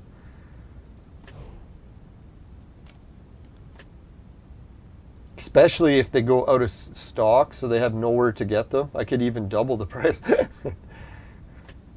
Not that I should do that, that's mean. 'Tis the American way. Oh man, if people are gonna make fun of me for buying a pink disc, it's hard to tell, but yeah, this is a nice pink. I'm not really a big fan of guys into pink stuff, but for when it comes to disc golf, you'd be surprised how much better it is to find the disc when it's pink. Not that I have my eye out for pink things, but when I see something pink, I notice it right away. So it's like I find it when it's hidden so much faster. So yeah, I get it. Like a lot of people make fun of me. They're like, aha, you're using a pink disc. I'm like, keep laughing while you can't find your disc, and I find mine in 2 minutes, sucker. So yeah, I'm at the age where I don't care if people make fun of me. I'll just do what works. Yeah, and this one was also not a bad price, and it feels awful when I'm holding it, so I don't know if I'll be able to actually throw this one, but apparently it flies really well, so we'll try it. What I mean by awful is it's super sharp, so when I hold it, it feels like it's cutting into the side of my hand. Alright, here we got another F2, and each one of these sounds like the same disc, but it's actually different plastic, so it should fly different, and different weights. This one's a 168. Oh, and these are made in California. So I'm actually buying stuff that's manufactured in the States. So if anyone says, hey, support the local US economy, help them recover, I'm doing my part. I'm buying the Frisbees. No, it's probably the only ones I'll buy all season. So that's pretty much my investment into disc golf. Oh, and I have to buy a membership at the university. So I'll have to go renew that. Then we can try these. And once the snow is gone, the snow was almost gone, but it's like a blizzard outside again. Yeah, we even got like an inch of snow on the ground today. So if anyone is wondering how's Canada's weather, it's still fucking snow, even in spring. Now this disc, I don't mind the color, but it's more of a off pink or more of like a burgundy. So I don't know, this one's probably going to be hard to find. Like that's really the biggest challenge disc golfers face, is when you're playing, losing the disc. So that's why color is so essential. Not that anything else should be color segregated. Sorry for laughing at that, that was mean.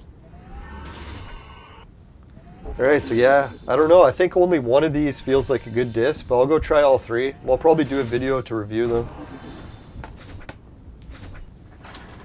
Oh yeah, that was some good news. Some of my new technology that I tried for filming outdoor vlogs, it actually worked reasonable. So I'll go adapt it to disc golf and see how many people laugh or like it.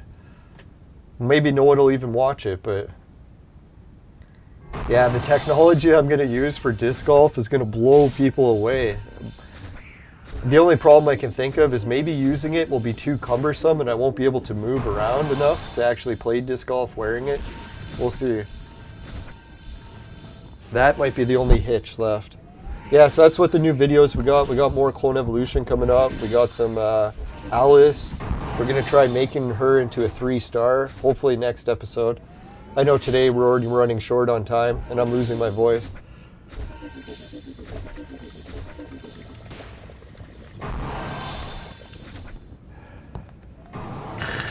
Now, I am getting extra hammered from the weed today because I've been on the road for 2 days, so I really haven't smoked any weed. I did bring joints with me, but I usually don't catch much of a buzz from joints. It's a damn vaporizer. It raises your tolerance through the roof.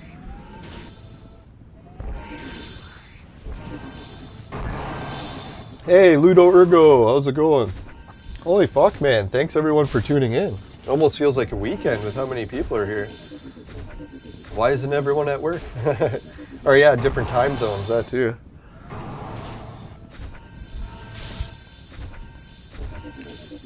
No, I'm laid off from work right now. That's why I was trying to get in the Toronto travel trip as well.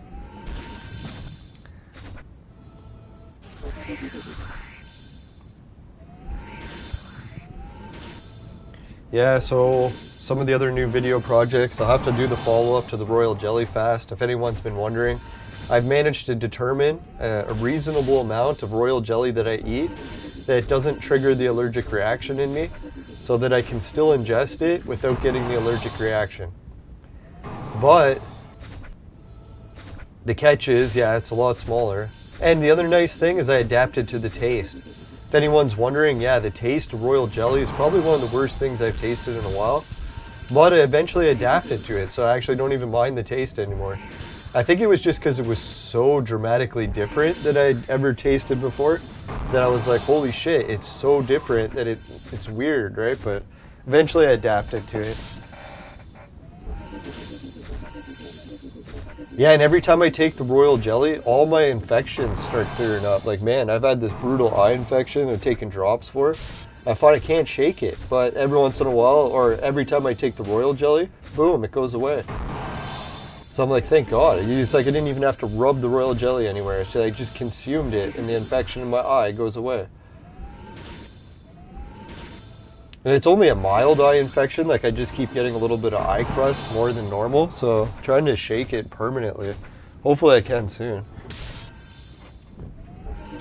No, it sucks because it was actually the infection my uncle had, and I was helping to take care of him, and I caught it from him, and I still haven't got rid of it. Yeah, I miss him. Poor guy.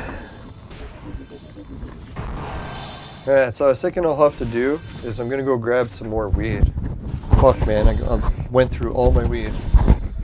Be right back.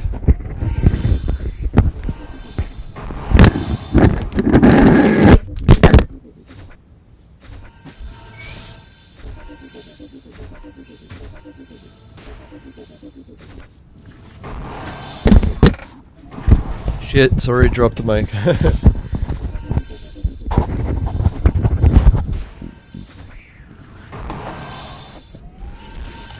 Now, I broke up some weed last night and I forgot to get some fresh weed going for the show. Today on the weed menu I got some of my All Kush 47. Or AK-47, some people call it for short. I don't know, man, like I've grown weed before, and usually you grow so much you get sick of it because you've just been vaping the same weed over and over. But what I did this time is I have more than one strain left. Ah, fuck, it crashed. So now that I have more than one strain, I can just like alternate, and I haven't really got sick of any of them. It's nice. So I can really save a lot of money compared to what I used to spend on weed. Oh God, when I think over the years how much I spent on weed, it's sickening. Like I could probably have a house with how much I spent on weed. I'm sure everyone could say that about something, right? Some people spend it on smoke, some people spend it on booze, some people it's food, some people it's addicted to strippers. But yeah, everyone's got their own vice, I guess.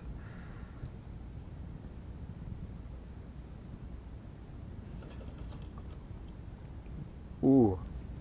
The only shitty thing is my weed has got seeds in it, so I gotta break it up. Because yeah, when it has seeds, I don't want to vaporize the seeds. Although I can in my vaporizer, you can't even taste the seeds, but I still don't like to do it.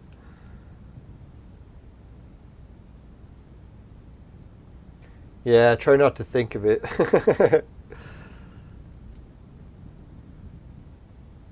Oh, the game's back, finally.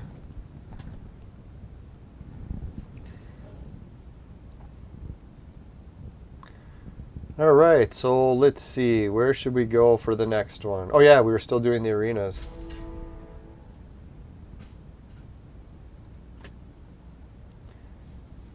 Oh, it just went right back into the battle we were in. Sweet. I like how it does that.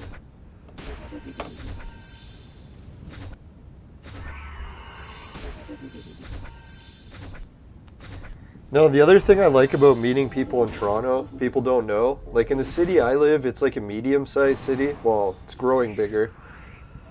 So almost everyone in the city drives. So if you don't have a car, people always make fun of you. They're like, oh, you don't drive, you don't have a car. But the one thing I love about Toronto is you go to Toronto and most people don't have cars or drive. So it's not as much of a social stigma. I was thinking of getting my driver's license back soon, but I still don't have it yet. Which is kind of sad because I do have a car. Where I live, we have access to a vehicle. I could use a brand new car anytime I want. I just don't have a license. So if anyone wants to come over and go driving, they're more than welcome.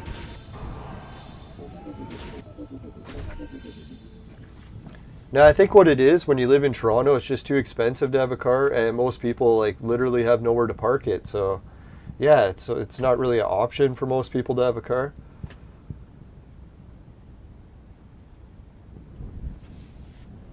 And transit's so much better in Toronto too. Where I live, my city, the transit's getting a little better, but yeah.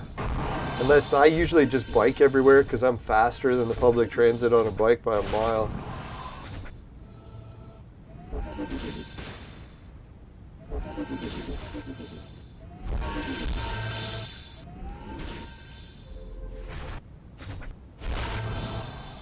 Now, I did actually save my driver's license card from when I used to drive. I got it suspended because of sleep apnea, which sucks. If anyone's ever going for a sleep apnea test, just remember you can lose your license. I don't know if they still take people's licenses away for that. My doctor said he could get it back for me, so I was like, all right. The only reason I didn't get around to it is because, yeah, my city driving is so expensive. Like, yeah, it's not really worth it. I had to face the fact that either I wanted to drive or I wanted to save money. I had to pick one or the other. So I figure it sucks that I don't have a car to get around sometimes, but at least I'm saving enough that I could go on trips places. Because, yeah, if I was spending it all on gas and insurance and fuck, man, I'd be broke.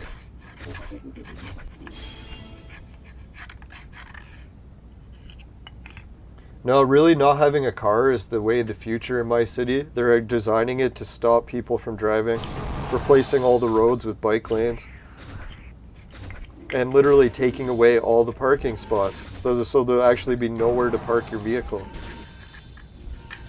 I think they said 90% of the new condos they're building in our city come with no parking. So you literally have no option, not only for you to park, but for any of your visitors. Can you imagine living in a building and your family comes over and you're like, sorry, there's nowhere to park.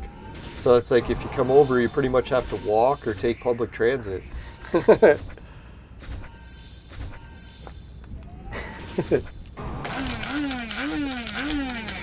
You ever think about that in the past? If someone told you they're going to design a city with nowhere to park, people would be like, what, are you fucking crazy? It's like people need places to park. Everyone drives, right?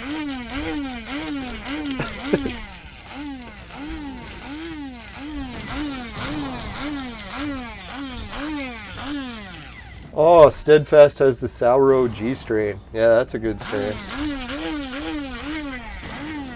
You know what I'm going to do now that I've started to get more comfortable going into like shops and stores and crowds of people again? Is I'm going to go to Tokyo Smoke and do a tour of it. I don't know if anyone's been to a Tokyo Smoke, but oh man, is that ever a good cannabis shop.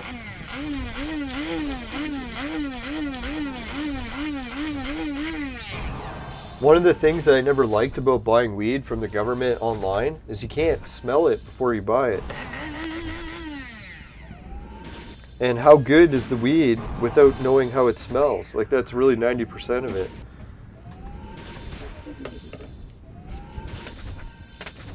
So yeah, when you go to Tokyo Smoke, what they do is they have all the weed not only in displays so that you can look at it, but it opens so you can actually just smell the weed too. So I was like, wow, that's pretty sweet. You can actually go in, smell every strain. And I think, yeah, the Bud Buster Sour OG is one of the best smelling strains that Tokyo Smoke had, I think. I remember that sour smell. So yeah, I was thinking I'll have to go back to Tokyo Smoke and maybe try that strain. Yeah, that's the one thing about my vaporizer. If you have a grinder, like a weed grinder or coffee grinder or whatever they call it, if you get an electric one and you grind it up really good, it makes the vapor like cloud like 10 times thicker. So it's like, yeah, the key to getting it to work properly is really using a proper grinder. We all love grinding right now.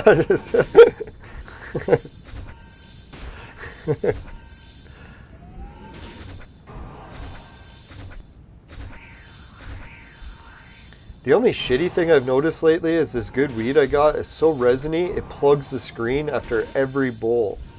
So I literally have to burn the screen after every bowl. It's fucking brutal. I remember like if I get a new screen, sometimes you could maybe last a whole day without having to clean it.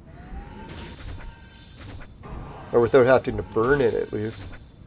Uses up a lot of lighter fluid. Now I tried to get a Zippo so I could use less lighter fluid, but I'll have to pick up a new jar of that. Or container, whatever it's called. Holy fuck, yeah, both screens completely plugged.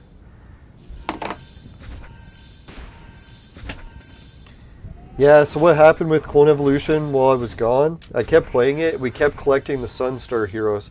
Remember the goal was to try to save up as many Sunstar heroes so we could actually make the 3-star Alice. So we're really close to that objective now. Let's hope we actually have enough. We could probably do it next episode then. I'm not sure when the next episode's going to be because I got some travel vlogs to finish editing. I don't want to jinx it, but let's hope it doesn't take days to finish.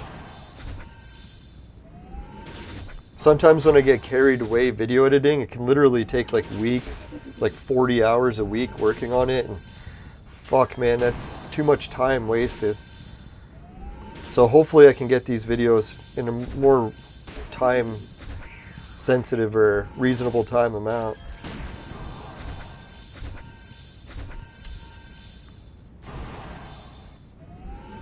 Oh yeah, my brother's got my other games that I picked up in Toronto, so once he gets back from Toronto and visits us, we'll be able to check it out.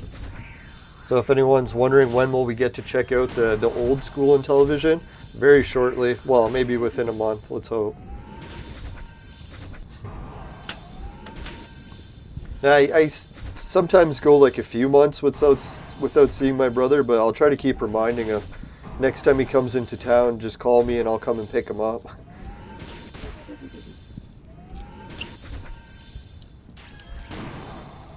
Like, I know lots of people that drive in town. It's another reason why I don't have a car. I can just call my friends if I need a ride somewhere, but when it gets to rides out of town, then I have to take the bus and shit.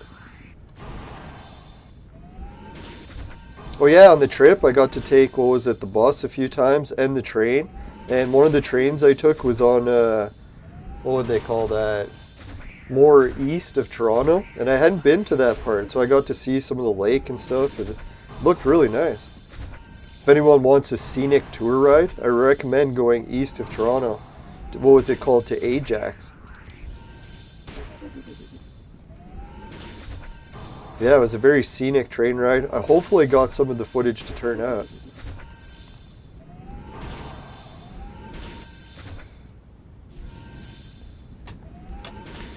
Yeah, the extreme Q with any weed, it's such a weird sensation because it doesn't burn it. It is so smooth. Like you can tell in most cases I never cough from it. Although I don't really cough from any weed, but...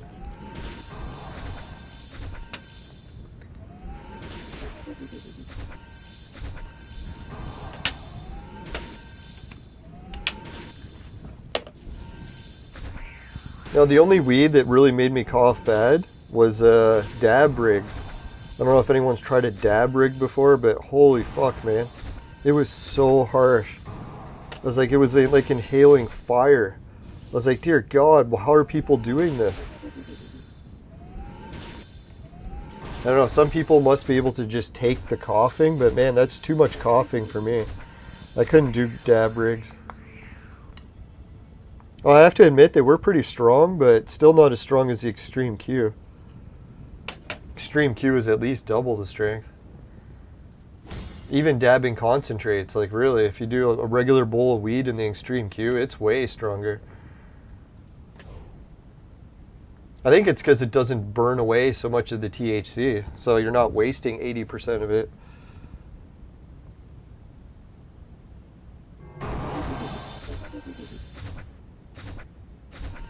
Yeah, I bet that shoreline is beautiful. We're lucky that in Canada we got so many lakes. I was reading stories about that on the internet, how some countries actually have only a few lakes. I was like, man, that must be so weird. Because in Canada, it's like lakes everywhere, right? Huge ones, too. Fucking like the size of a sea.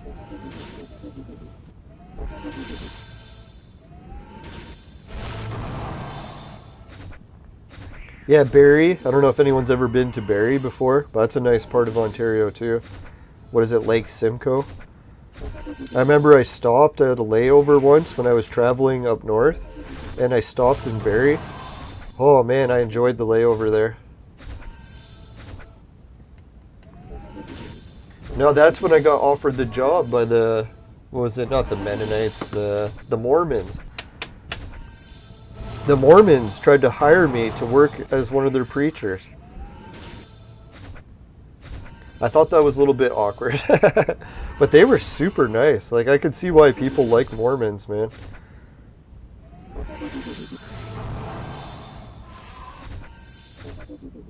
They were actually willing to pay me just to come and check out their church. So I was like, wow, that was pretty wild.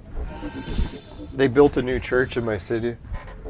I'm not really into the Mormon religion, so that's why I thought it was really weird. I was like, I don't know.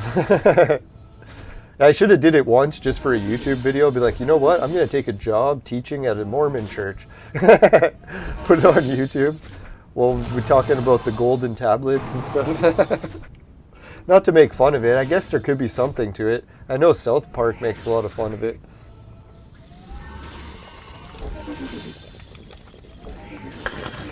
Now, how it went is I was on a travel trip up north, which I really should have been vlogging. And yeah, what happened, I had layover in Barrie, and I got stuck waiting at the lake, and just waiting there for hours for my bus to come. And then some Mormons, they came over to talk, and I was like, you know what? I'm so bored. I'm just sitting here waiting. Let's have a big conversation.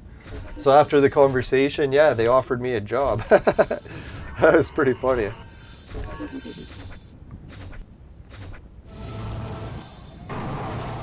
Yeah, the weirdest part is they offered me the job, and I was like, you know what? These are just a bunch of Mormon kids. How the hell are they offering me a job, right? And then they got their officials from like their actual church to call me after too. So it wasn't just the kids that were offering the job. Yeah, the Salt Lake City Mormons. Now, the one thing I like about the Mormon religion, which we got along well about, was they have that ancient mystery theme, right? Like, they're always into the golden tablet mystery or whatever. So I thought that was kind of neat, but I don't know how true their golden tablet story is or whatever, but who knows? South Park seemed to think it was pretty funny.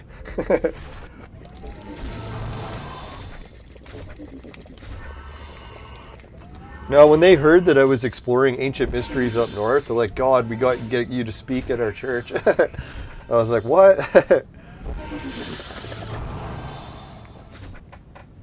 Yeah, because they're really into the idea of like finding more ancient stuff that's going to be like, was it earth changing? So, yeah, there's definitely parts of the Mormon stuff I like. But it would sure be awkward speaking at a church, to say the least. As much as it may sound weird, I actually hate public speaking. I do it the most. Oh man, I love the color of that pink disc. I wish it wasn't so sharp. Who knows, maybe it'll fly like a bitch because it'll just cut right through the air, right? Fuck. Yeah, this gold or orange disc, it feels nice, but I bet you it feels so nice it won't fly good. Yeah, we got 167, 168, and 150. Yeah, I was going to say, this 150 one, I like the weight to it. That's a nice one. Yeah, if anyone's just starting disc golf, I highly recommend the lighter discs. I don't know, for me, I started off heavy, and I didn't really like them. And then once I tried the lighter ones, I was like, fuck, why did I ever start heavy? I just assumed that heavier would be better. Who knows, maybe each person has their own throwing style.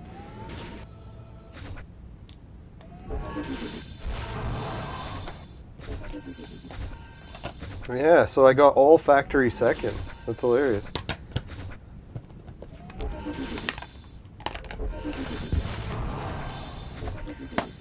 Yeah, so we got the Royal Jelly videos coming up. We got more Entropia. We got more Clone Evolution. We got the travel trip videos to Toronto, the gaming editions. Well, I don't know. I should ask my brother if he minds me playing. Yeah, I think I did ask him already. If I can play some of the video game stuff we did in his condo. So we'll get to check out his condo a bit too. So if anyone's wondering what it looks like inside of one of the nicest condos in Toronto, yeah, you can check that video out. Oh man, I'm so dying to get out there exploring again, but I really gotta wait, make sure I'm not really that sick. Hopefully it's just a mild cold. Or nothing. Could just be that I'm tired from coming back from a trip. But literally, if you're on the road for like fucking, what is it, 12 hours a day, 2 days straight, you're gonna feel drained, right?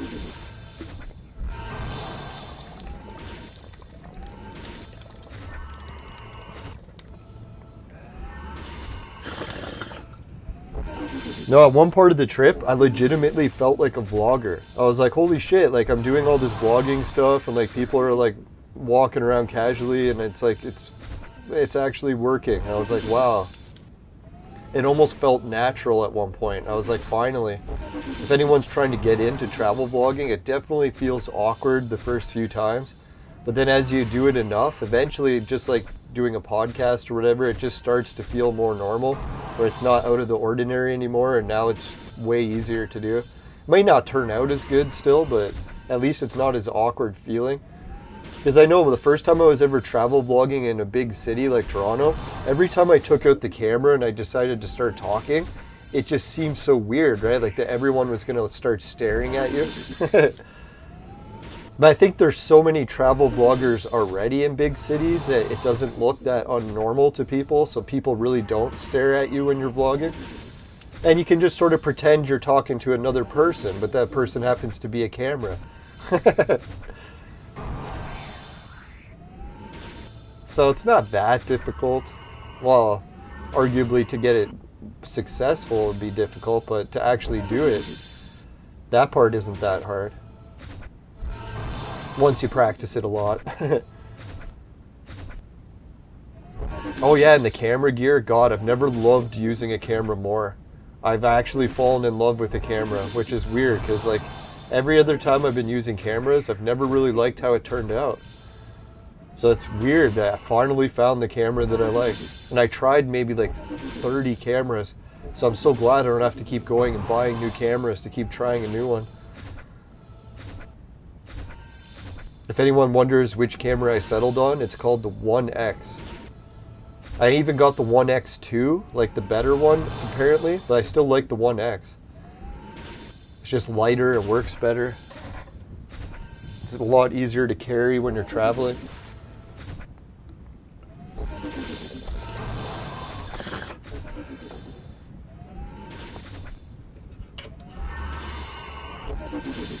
Oh, Seventh Day Advent. I don't even think I've read into that one yet. It sounds familiar though. Now the churches that are popular in my city where I live, obviously there's the different mosques and what do they call the Jewish ones? Synagogues.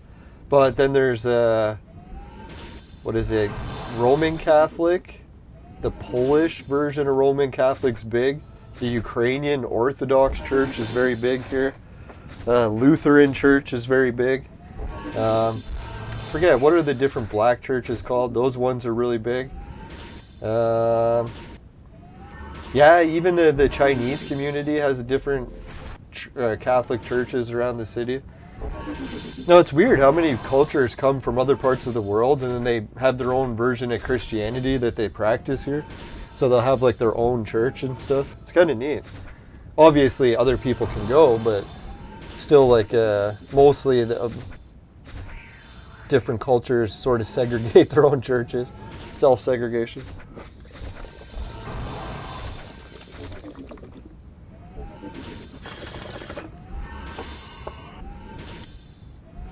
And even for the atheists, they got a wedding chapel at the city hall. So you can get married there without even needing a priest. Now, I've gone through different phases of atheism in my life too, so I don't really hold it against anyone going through that, or who knows, maybe they'll be that for their whole life.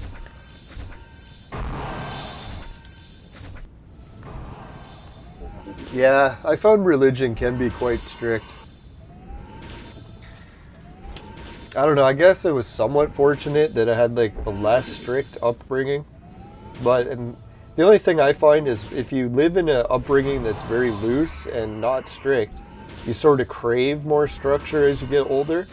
And then people that are like really strict parents, they almost tend to go wild as they get older and free, right? So it's kind of weird how it has that opposite effect. It's like I knew this one girl that was homeschooled, and yeah, once she got out of the homeschooling situation, she was a bit wild. Went from very strict to very wild.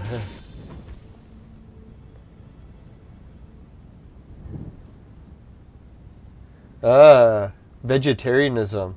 You know, that was one of the biggest topics that just came up on YouTube and Reddit lately.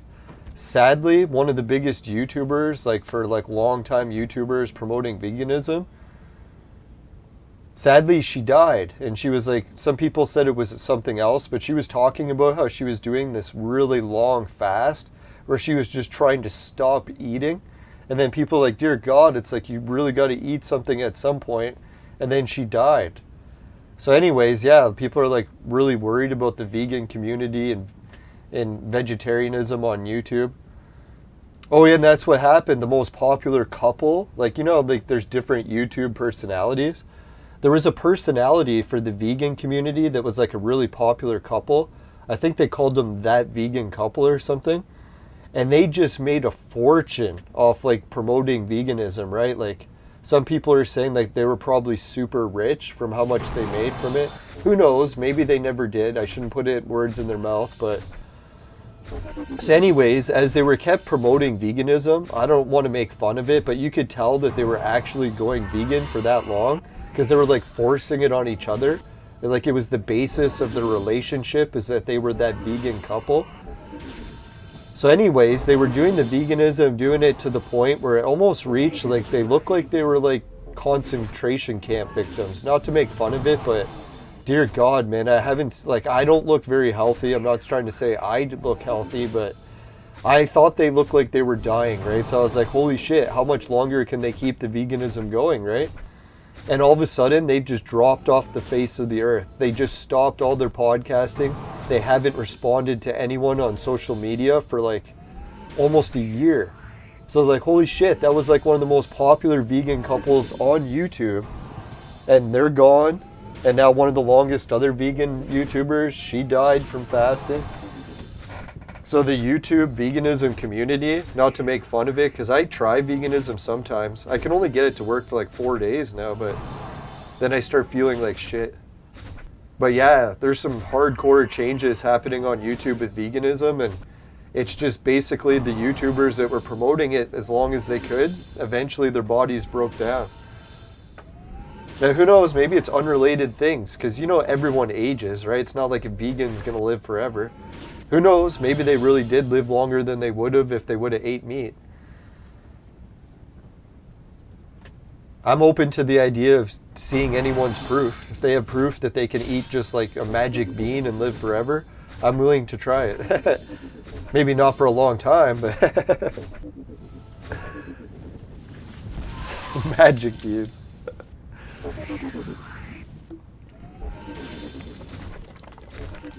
Like, for God's sakes, I'm trying bee venom or royal jelly at this point.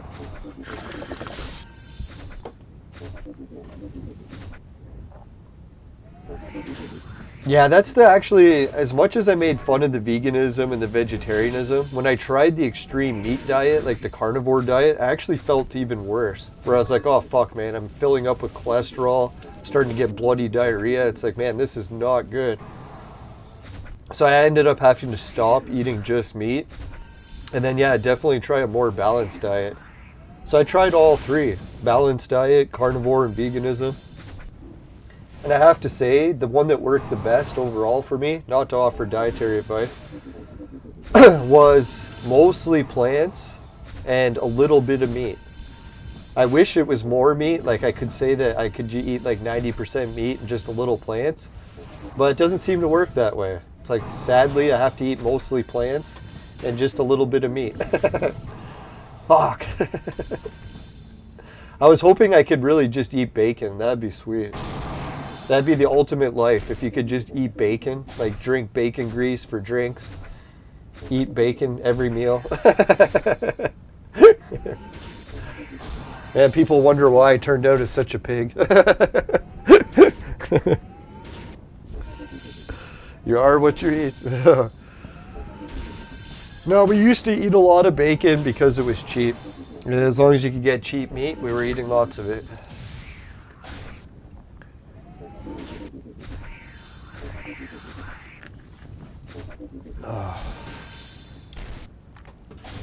Yeah, I'm trying to think, did I cover everything that exciting happened while I was gone on the trip? The wild guy that was singing on the bus. The only thing I was thinking, I might try to look for that guy again.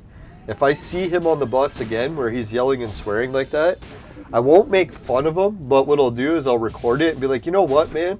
You want to record some of your singing? And see if he can record the singing portion of his extreme personality. Because I was thinking that'd be such a good YouTube video. People would be like, whoa, this guy can really sing.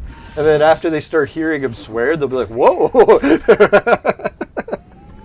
But you never know. You can get him on like American Idol or something. He'd be the guy that could prove that even if you got bad swearing conditions, you can still like make it on American Idol. Or Canadian Idol, I should say. Because we're in Canada. Yeah, so that interesting part of the trip. Yeah, I guess, what else? The video game portions we'll save for the video. We did show off some of the consoles we picked up. And television, a Coleco. I'll have to do a Coleco unboxing video soon. Because I've never played a Coleco. Maybe once as a kid, but I forgot. I think what it was, I played one Coleco game. And it was the Smurfs game for Coleco. If I had to remember what game I played on Coleco. And I always remember the Smurfs game because my friend always made fun of the game. Because if you ducked, it pulled the pants down. So every time you would duck with the Smurf, it would pull his pants down. I was like, what the hell, right? I don't think they animated it like that on purpose as like a joke. It just sort of turned out that way. But yeah, it was a pretty funny game. It was kind of like a Mario side-scrolling adventure, except you were a Smurf, and every time you ducked, it pulled your pants down. So we were ducking all the time. No, I'm just kidding. I don't know if anyone played the Smurf game for Coleco. I'll have to check if that game is even real. It's a vague memory and trying to remember it.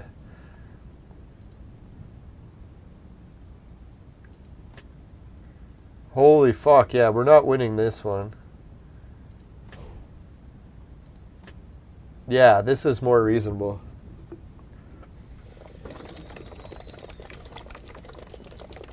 Oh yeah, and before I left for my trip, I actually got a whole bunch of my entertainment unit finished. So we can start hooking up and finishing the console setup, and yeah, we'll be able to stream more games. I know people keep asking me to stream some games from my collection, so we'll be doing that soon. Or at least try to. What's really going to happen is I'm going to start working, and then I'll be gone on trips on the road again, and I won't get anything done. That's more realistic, but we'll try. No, if I can get my video game unit set up, like the entertainment unit, oh man. I have so many new shelves now, it looks mint. Well, I shouldn't say it looks mint, but it looks better. Yeah, it's really not even finished yet.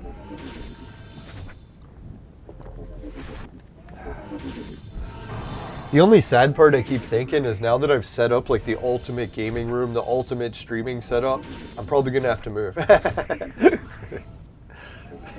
So I'll be like, oh fuck, set everything up and then I'll just have to move. Oh well, that's the main reason I never wanted to set it up, but I was thinking, you know what, I'm kind of overdue for moving, so maybe I should just set everything up and then I'll have to move. And that's how it worked. Fuck. Yeah, the universe is like that, right? There's some things that are such a predictable pattern, you can see it happening a mile away. It's like when you crack open a bottle of booze. Are you really gonna just drink a little? Yeah, Steadfast is right. One of the trips I'm looking forward to most, going up north and filming the night sky. Like, when I think back of all the biggest accomplishments in my life, The biggest one I can really think of, because obviously I don't have kids or anything, so I was thinking when I made it to the top of Mount Kemenus, it was a pretty hard challenge to make it to the top.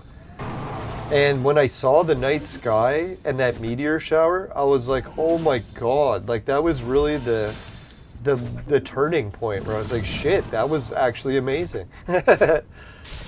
Finally did something. Took so many years. Yeah, I think I was around, what, 32 or 33 when I did that trip. So that was at the first part of my life when I was like, I had some bad depression going. And going on that trip, I turned things around. Where it's like seeing those stars, climbing the mountain, just having an adventure, showing how life can actually have some spice to it instead of just getting stuck in the same job and never doing anything different.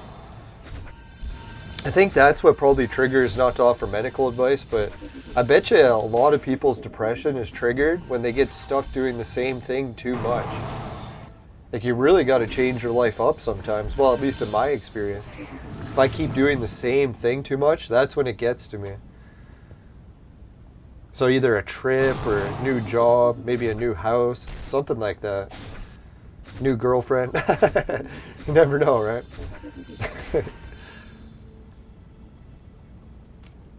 All right. No, seeing the stars, oh god, I've seen some amazing ways to film it with my new camera gear. If it even works out 10% of how it looks, I'm like, shit, I can hardly wait. I hope it works. I'm not very good at filming, and it usually takes me a lot of tries. I wouldn't be surprised if I have to do a few trips up north before I get any filming to work properly. We'll try the first trip, but we'll see how it goes. Alright, so what are the limited events that we're supposed to be working on? We got the Tavern Carnival, and we also got the Fighter Carnival. So we can do some more fighting battles. We'll do that a bit. I haven't played the game in so long, I want to stream a little longer.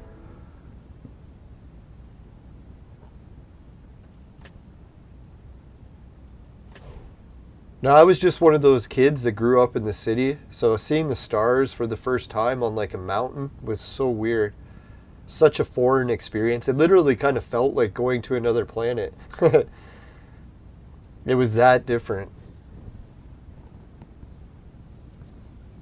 And it wasn't just like you could see the occasional shooting star. It was literally like just a shower of meteors. I didn't even know that was possible. Like just constant sprinkling of meteors with like bigger ones going over them. I was like, whoa, that's weird. So I know what time of year that meteor shower is at. Maybe we'll try to plan it so that there's a, what is it, not a full moon. What is the opposite of a full moon? A new moon. Yeah, because if you go and there's no moonlight, the stars are like 10 times brighter. If you go during a full moon, you can barely see half as many stars. Which is weird, right? I always thought you'd want to go stargazing at a full moon, but it's actually the opposite. Yeah, it's too cold to camp outside in the winter. And the one thing that I would never camp on Kemenus in the winter, it's just too dangerous to climb, right? Like you could slip on the ice and fall off the edge. Like there's already a lot of spots that are treacherous during the fucking good weather. Well, I shouldn't say, like, if anyone's worried and they're trying to climb Mount Kemenus, 90% of it's really easy. Other than, like, spraining an ankle. Like, yeah, you could definitely sprain ankles almost everywhere. But, yeah, 90% of it isn't really near the edge of a cliff, but 10% of it is. So if you're not okay with walking on the edge of cliffs, yeah. Especially, like, you look down the edge of the cliff, it looks as far as you can see, and then just ends in sharp boulders. So yeah, if you fell down that cliff, there's no surviving. Sadly, I think it even happened a year or two ago. Someone was climbing and didn't make it. Young kid too, so yeah, you definitely, anyone going, you have to be super careful. That's why I even don't like to joke around about getting hammered and going up on Mount Kemenus, because yeah, it's really too dangerous to get wasted.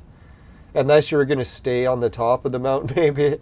I think last time what I did is I brought a bottle of booze up and I didn't drink any until I got to the top.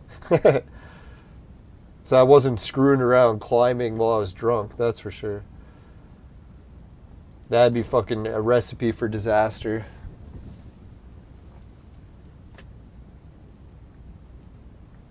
No, normally when I go up on the Holy Mountain stuff, I usually just bring smokes or joints and stuff.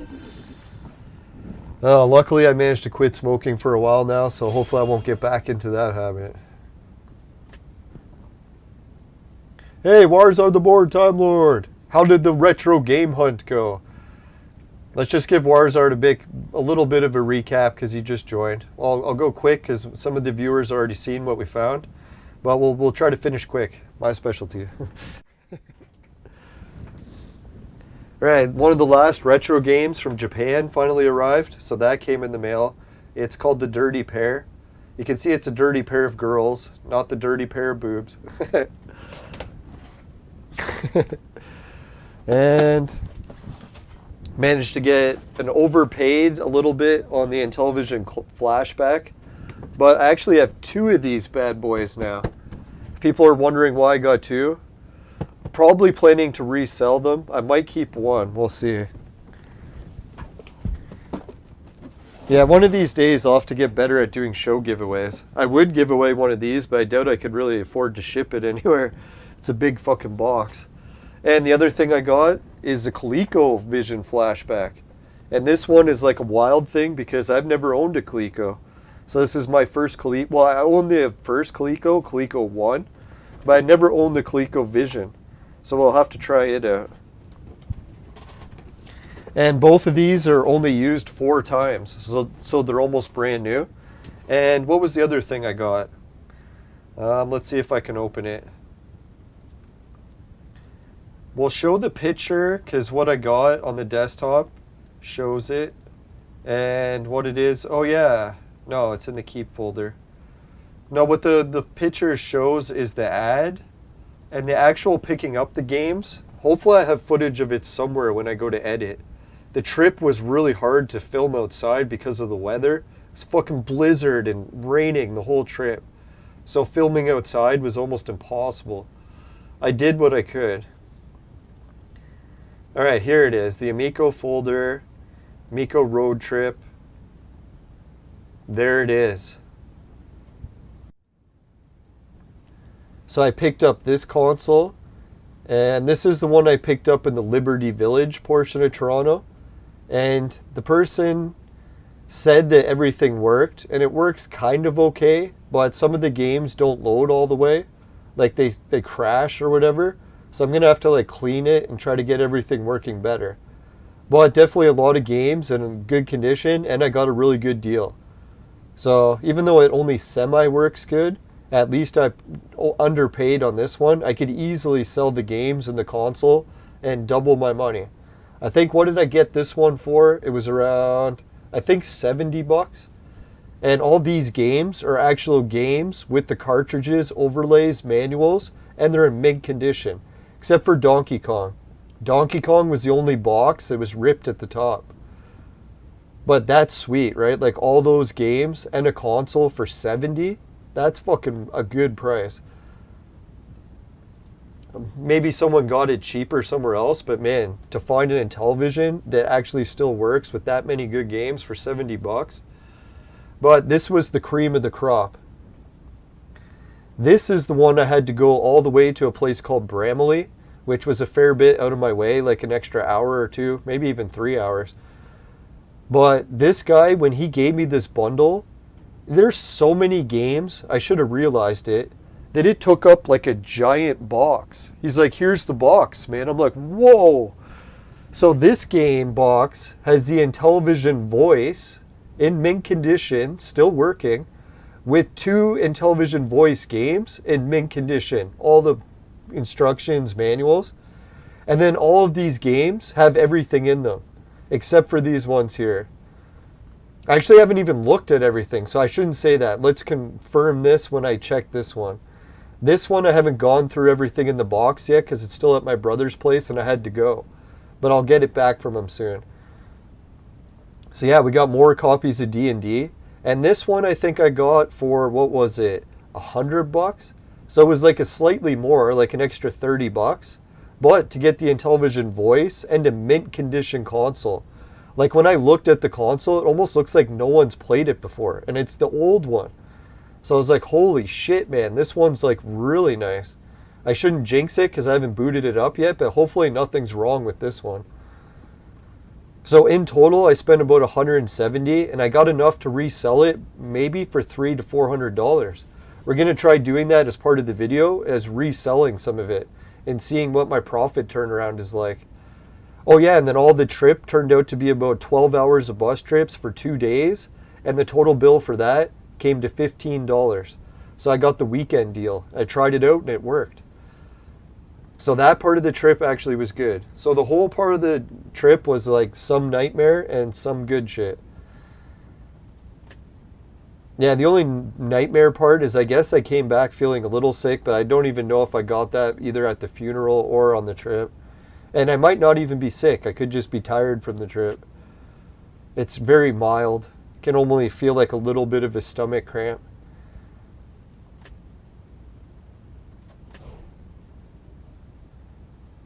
And it's probably because I've been eating so much less over the past 2 days on the road trip. Maybe that's why my stomach's acting up. Yeah, and then the retro game show video editing, I'm hopefully going to have it done in a few days. I'll probably binge edit it and just try to get it all done at once. That's usually how it works best.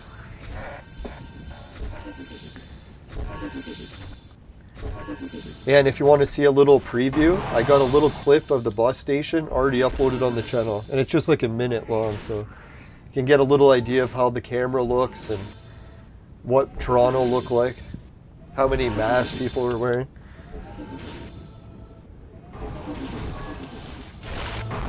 No, we're definitely, once this game room is all set up and I got my new stereo hooked up to it and the new internet cords and everything wired properly, I can just one click of a button turn on my TV, my game console, and start streaming it live. So it's going to be like the ultimate gaming live streaming setup I've ever seen. And I'm kind of shocked that I'm the one building it in my house. Seems a little bit hard to believe, but it could just be a temporary setup because I'll probably have to move.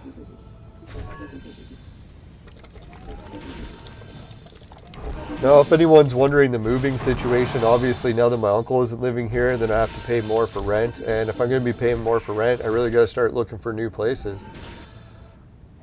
So sad as it is. So it's not like I'm urgently having to move, but it's definitely in the near horizon.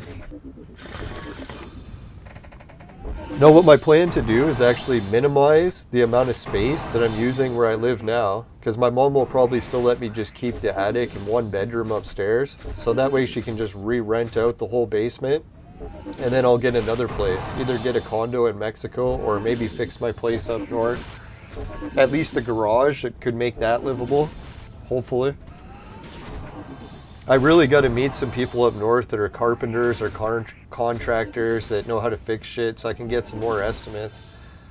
Or even just help in general. I'm not at 0 people. I actually have like, I think I'm at 3 or 4 people already. So I do have quite a bit of help lined up, but I'm still trying to get extra help just in case I need it. Because I bet you I will. It's one hell of a project. It's going to be a project that'll take a whole village to finish. It's like Leland's house is so bad, it took 20 people to fix it.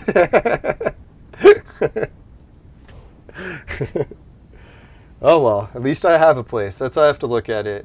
Sometimes I get down the dumps, I'm like, oh man, failed so bad. It's like I don't even have my own place. It's like, well, at least I got my own place. It's just condemned. It's kind of like a backward step in the right direction.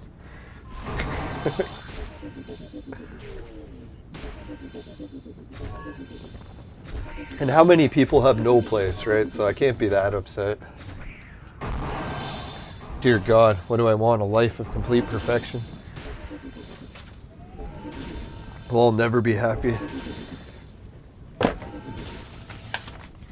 I don't know if anyone's ever played Coleco, but just looking at this console, I don't know, man. The box being green, I fucking love green. The overlays, I didn't even know Coleco took overlays. That's fucking wild. So I don't know, when I did the interview with the guy, or tried to, he said that Coleco was his favorite. So I was hoping he was going to say Intellivision, but he liked the Coleco better. Which makes me wonder if I'm going to like it better too. I hope not. Then I'll have to collect a new console.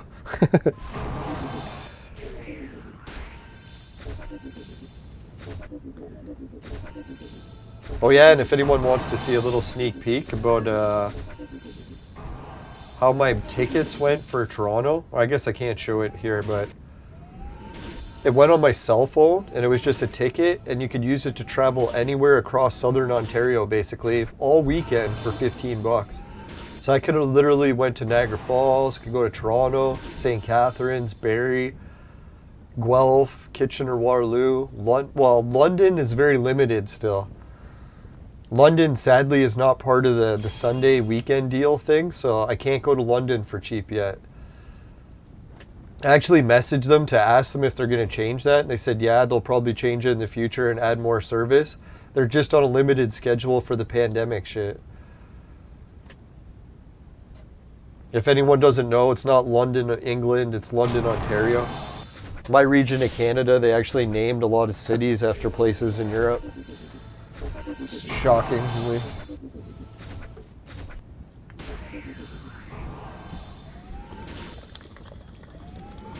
Yeah, actually the person that sold me the one console in Liberty Village, what a nice person. I wasn't sure the gender. It was hard to tell with masks, and the name, I just had initials.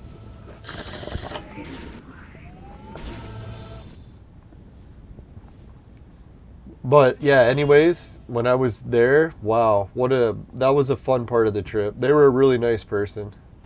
What a nice area that was. When I seen my brother's condo, I was like, shit, man, he got a condo in like one of the nicest areas. I guess people make fun of it, but I thought it was super nice. No, it's right across the street from, whatchamacallit. Fuck, I can't remember the name of it. What's the big theme park there? Like the C&E or the COE, something like that. BMO Field is right there too.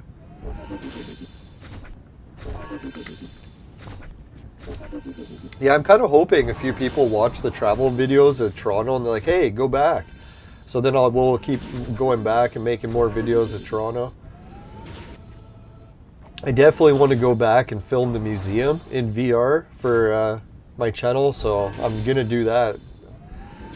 That was really my main part this trip. I wanted to make sure I could get all the way to Toronto and back so that I could do a museum trip. And yeah, I did it. It was all okay so far. Hopefully I don't keep getting sicker.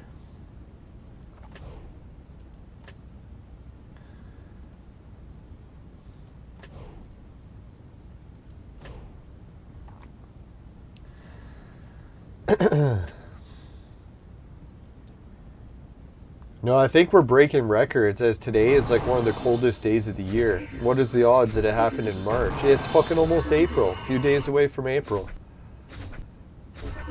Yeah, if anyone's wondering, I'm going to try cutting the weed and booze out again for April this month. I guess it'll be the whole Ramadan thing, right? Fasting and no booze. Yeah, so I guess it just kind of fell on Ramadan. That's pretty funny. Anyways, yeah.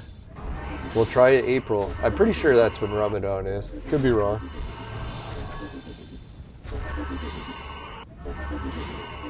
I actually haven't been drinking much booze lately at all anyway, so it won't be that hard to cut back.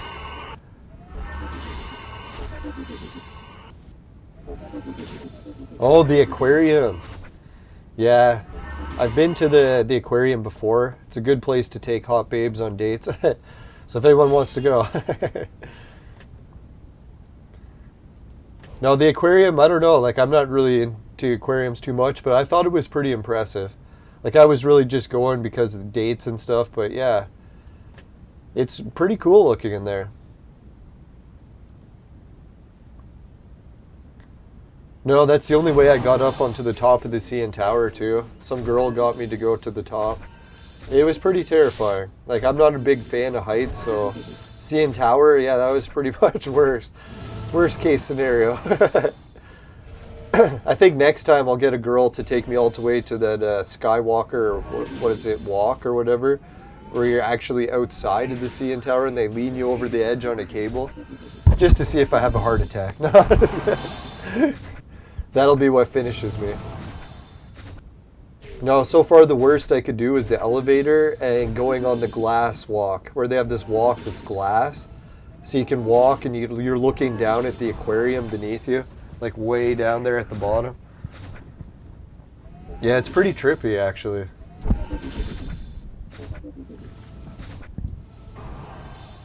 Oh, Newfoundland has a tunnel that's an aquarium? Oh, that's pretty wild. Now, I've got one of my uncles is from Newfoundland, and I want to go there sometime. He actually has a hill named in Newfoundland after his family. So I was thinking, really, I should go and see that hill sometime. I think, I don't know, I can't remember the name of it, but maybe we'll show it on the show sometime. It's not a giant hill or anything. It's like a, I guess it'd be a pretty big-sized hill, medium-sized. The Fluvarium is awesome. Yeah, I'll have to check that out. You know what was the weirdest part about the aquarium at Toronto? Actually, I did think was kind of neat, is they had a petting zoo part. So they had like fish that you were swimming by that you were allowed to pet. I was like, wow, that's weird. I didn't pet them because I was like, you know, that's kind of gross. It's like you're going to have to wash your hands really good after that, right?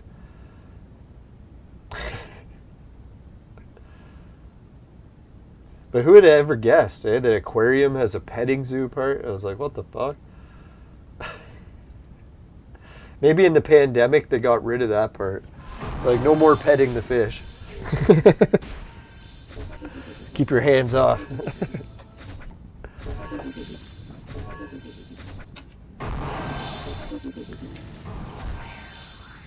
Yeah, I'm really getting hammered from this weed because I haven't actually had any in 2 days. Well, within regulation of YouTube.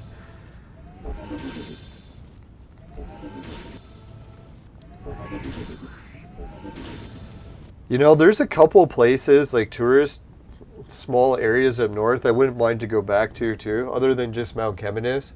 There's the abandoned military bases in Raymore. Man, those are sick. I don't know if I'd be allowed to film there because you're probably not allowed to walk, but I actually met one of the guys that was selling some of them before, so hopefully some of them are still for sale. Then I could just be like, you know what?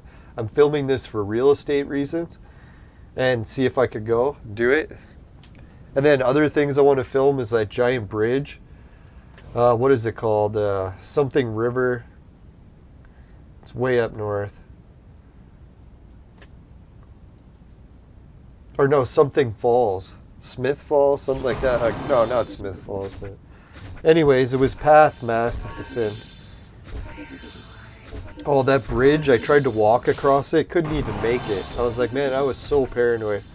So I'll have to try to do it again. It's like this giant fucking metal bridge. It's like all old and decrepit, and it goes over a giant river, and it's like fucking, like, I don't know, like 10-story drop into the water. And there's like a railing, and I was like, oh, maybe I can make it across the bridge because there's a railing. And then I went to grab the railing, and I look, and there's like a 5-foot gap and nothing. So when you go to grab the railing, you can fall right in between. I was like, oh, fuck, man, I'm not grabbing that railing. I can't believe they're allowing people to even try walking across it. I was like, man, if they had that railing and if that bridge in the city, they'd have like fences all around it so no one could go on it. But up north, they let people just go across it. I was like, wow. Freedom. Freedom to die. Sorry, that was terrible. Yeah, hopefully I don't film the bridge. That would be quite the VR video. Can you imagine? You see me filming a VR video and I fall off a bridge and I like fall into like a river 10 stories down, and then it's like all jagged rocks and shit. Oh man, that'd be brutal. And I bet you would get some views. All the haters of my channel would be like, finally.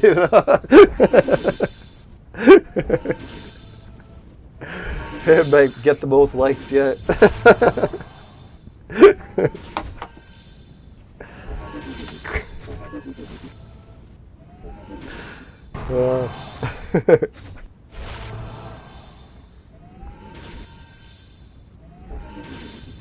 Oh, air miles all the way to go. Holy shit. Yeah, that's a good idea. I hardly ever collect air miles, so I probably don't have many, but yeah, I've been collecting them since I was a kid, never used any. I don't know, almost nowhere I shop uses it other than the LCBO. I guess the LCBO still gives you air miles. Maybe. Last time I went, they did.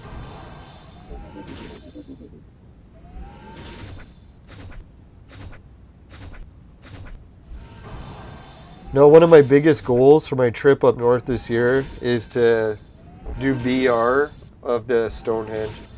Because that way, every time I'm all upset and I'm missing the Stonehenge and I can't go visit it for lockdowns or whatever reasons, then I'll be like, hey, I can just put on my VR and then I'll be actually there again. And if I want to see something and see if I missed something, I can actually just go in VR and look around and see what I might have missed. That'd be fucking sweet. So yeah, hopefully I can get all that filmed. I know it's going to look like garbage because there's so many trees everywhere, but for me, it'll be more sentimental because I'll know that, yeah, there actually is stuff behind all these trees. So for someone who's never been there, they would try it, they'd be like, oh, this is the worst VR ever. You're just stuck in a forest. There's trees everywhere.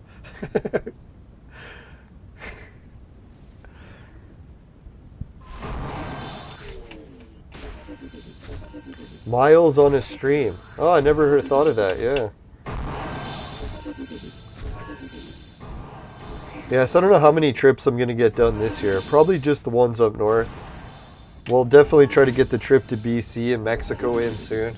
Even a trip to New York. Although some people are telling me going to the States still really sucks, so I don't know how that's going to all work. I probably still have to get this before I can go to the States. I haven't even looked into that. To be honest, I haven't really been watching much of the news about this and the virus and all that jazz. It was kind of overwhelming, so I was like, you know what, I got to try to disconnect from some of it.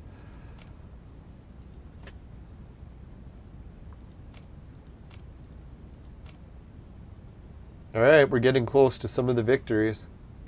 Holy shit, we got close to the point victory too. Try a few more arena battles. Let's get a quick message from the sponsor before the arena. Today's retro game collection is brought to you by Crunk. Crunk. It'll fuck you up. Woo!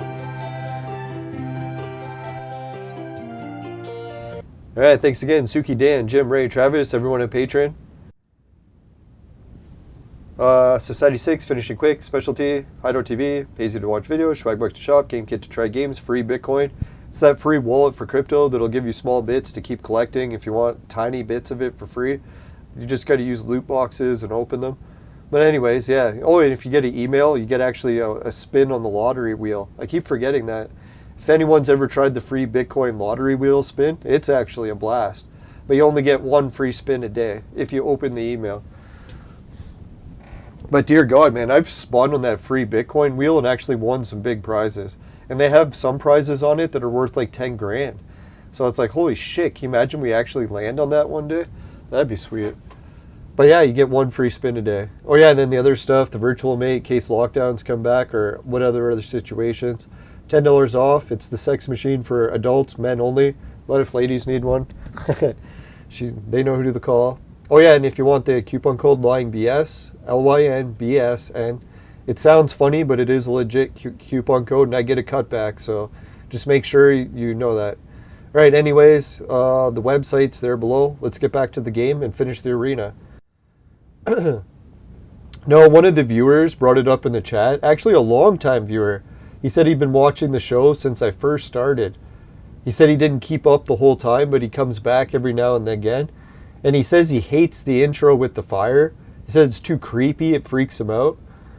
So I was like, you know what? If anyone can make a better intro segment, like they're good at animating or filming or whatever it is, and they want to submit it on the Discord, and maybe we'll vote or I'll try to pick one. If anyone can make a really good intro, I'll switch. I'm not overly attached to the fire either. I just did the fire because it was the only thing I could think of at the time. And I guess I think a bit creepy. Not too much, I hope. No, not everyone's cup of tea is like devil shit, so right? I get it. No, but yeah, if anyone gets like a better intro song too. I've been kind of using Jake's music for quite a while now. I should probably give him some more money for using it so much. Really, so far all I did was gave him some copies of my Vaporizer. I can't remember how many I gave him. I think 1 or 2.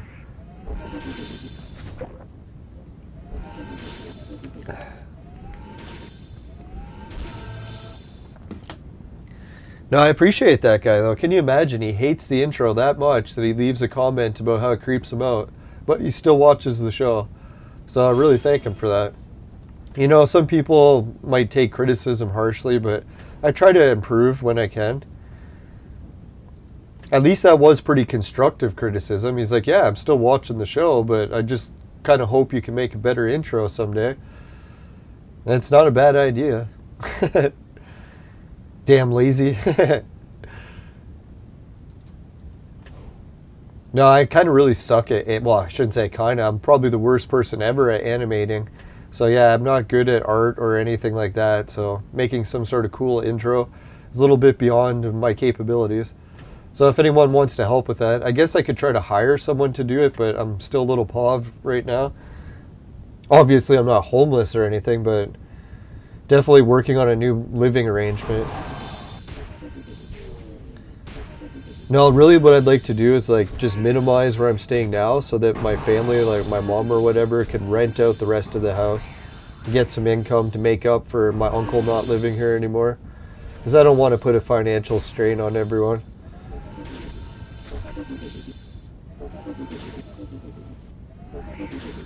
No, really looking after my uncle was like a full-time job, so I didn't really feel so bad before getting free rent looking after him, but yeah, now that he's not with us anymore, sadly. Yeah, there's a lot of changes in life. But you never know. Sometimes change, as horrible as it is, you can adapt. Can't give up. Now, I remember my old mentor, Beamer, when he used to tell me about what it was like to be in his 90s. He's like, shit, man, like so many people he knew had come and gone. Like he literally lost everyone over the course of his life. So I was like, shit, man, that is really something that you have to come to grasp with, right? No one's going to be around forever. We all like to pretend otherwise. You gotta never take moments for granted.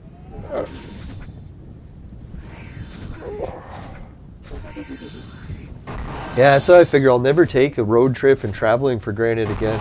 That whole time I was traveling on the road trip, at the beginning, when I first left my house, I was like, oh God, I'm so tired. I wish I wasn't doing this. And then as soon as I got on the bus, I was like, whoa, I'm ready to go. Yeah, because I was like, fuck, man, getting back on the road, what a fucking rush. That was so nice. I kept seeing all the videos of my friends traveling during the lockdowns and whenever all the bans were on people that didn't have that, and I was like, fuck, man. It was so wild to get back to normal. What a rush. Now, if anyone hasn't experienced going back to normal yet, well, are you in for a treat? As long as you don't catch the virus and die. No, just kidding. I shouldn't joke like that, sorry. It's terrible, it's too soon. Oh yeah, if anyone's seen the too soon jokes, the whole Will Smith situation, people are saying that he actually punched Chris Rock or slapped him or whatever. And then I watched the YouTube uncensored version, and Chris Rock like never fell, or he didn't like fall to the ground or like even like really twist that much. So I was like, did he actually punch or slap him? And it didn't leave a mark, or did someone see a mark and that's why they thought it actually connected? I was thinking there was no actual slapping noise that came from it, was there? Like he swung his arm, but you never heard smack, did you? I was almost thinking the whole thing kind of seemed like a WWE event. Like all the yelling back and forth. Sometimes the Oscars do that to try to like hype up the hype so people will talk about it, especially if the show's like getting an all-time low in ratings, which I'm pretty sure the Oscars would have if it wasn't for that big incident. Oh, and it was Will Smith who won the big award, so was that a coincidence too? Or was it all staged? Because they say as much as they try to look surprised, they actually know if they've won it or not in some awards. I don't know if the Oscars is like that. Maybe they really don't know. Maybe they just know they're nominated and they don't know who won. That could be it. Yeah, because you would have to know you're nominated or else you wouldn't even go.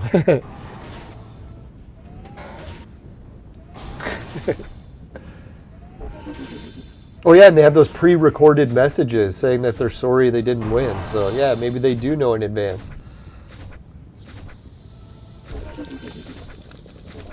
And then other people are arguing that Will Smith is kind of unstable. Like, the whole reason he filmed that French Prince Bel-Air TV show was because he was badly in debt, and he had to give a good portion of the paychecks in order to pay back his debt. So he has some sort of addictions, I guess, with spending money. Not to criticize him. Fuck, man, I spend way too much on video games. And yeah, so maybe with some sort of... Oh, and then his marriage. People are saying that there's been a lot of, I guess, sleeping around, that they're in an open relationship. And I know open relationships sometimes work, and sometimes they're a limited thing. Especially if you're actually married in an open relationship. That seems really weird, right? It's almost like a recipe for disaster. Because you're linked financially, but you're also... Yeah, I guess hanging out with a lot of other people. But who knows, to each their own. Won't criticize as much as possible. So maybe he was upset about the whole marriage. Oh yeah, and his wife is having health issues. So it's bad to make fun of someone who's bald because of health issues. But the whole making fun of a bald person, like, I don't know. I guess if I was bald for medical reasons, it would hit me bad, but... When someone makes bald jokes, it really doesn't bother me. But it's probably because I'm just naturally bald. If I was sickly bald, yeah, then it would probably really piss me off. But I was thinking too, remember the old saying when we were kids? If anyone remembers it, adults used to say it all the time. I don't even think adults are allowed to say it anymore. But anyways, the saying that you would always tell kids was, sticks and stones will break my bones, but words will never hurt me. And you know why parents would always tell kids that? So the kids didn't punch each other. Because, yeah, kids would always swear and call each other names and stuff. And you had to teach kids, like, yeah, someone's going to make fun of you. Someone, if you get sick, will make fun of your hair falling out. But you got to remember, it's never okay to respond with violence. So that was what parents used to teach kids. So I guess Will Smith, either he wasn't taught that growing up or he doesn't believe it, or it was just too much. I can imagine if it was my wife and she had health issues, someone made fun of him or her, I would definitely freak out too, I'm sure. Especially that big of a stage. I probably would have did the swearing. I doubt I would actually run up on the stage and hit him, but even that would be a bit much for me. Yeah, I think I would definitely yell and swear back at him.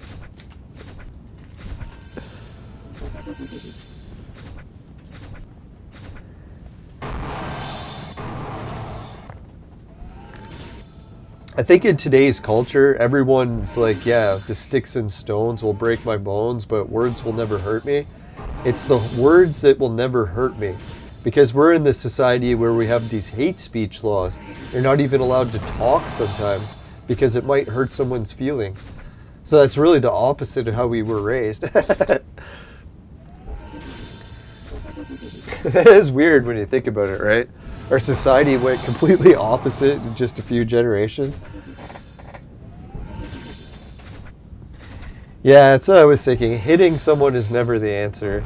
Especially hitting someone first. Hitting someone back. That's what I used to always say. I was like, man, I'll never start fights, but if someone hits me, all games are off. No, usually every time someone's actually hit me in a fight, I usually just wrestle them until I can submit them. I'm not really into punching people in the face. That's pretty fucked up. I don't know. For me, it would just seem so weird. A, you could break your hand. And then B, it's like, man, that's someone's face. God. Even if you hate the person, that's pretty mean.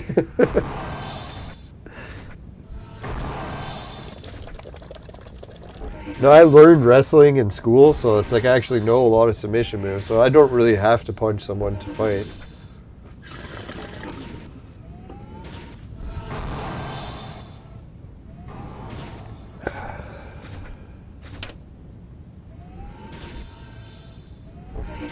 No, for me, growing up, I don't think I was ever a strong puncher, so that's one main reason too. It's like if you can't really hit hard, there's no point in punching people. Even if you could.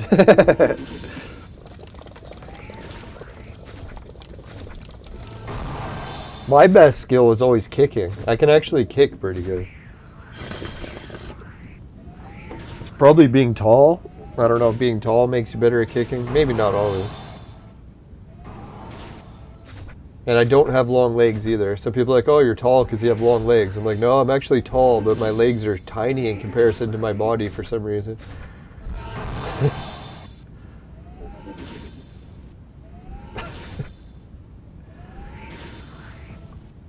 Boom! Another victory. Come on.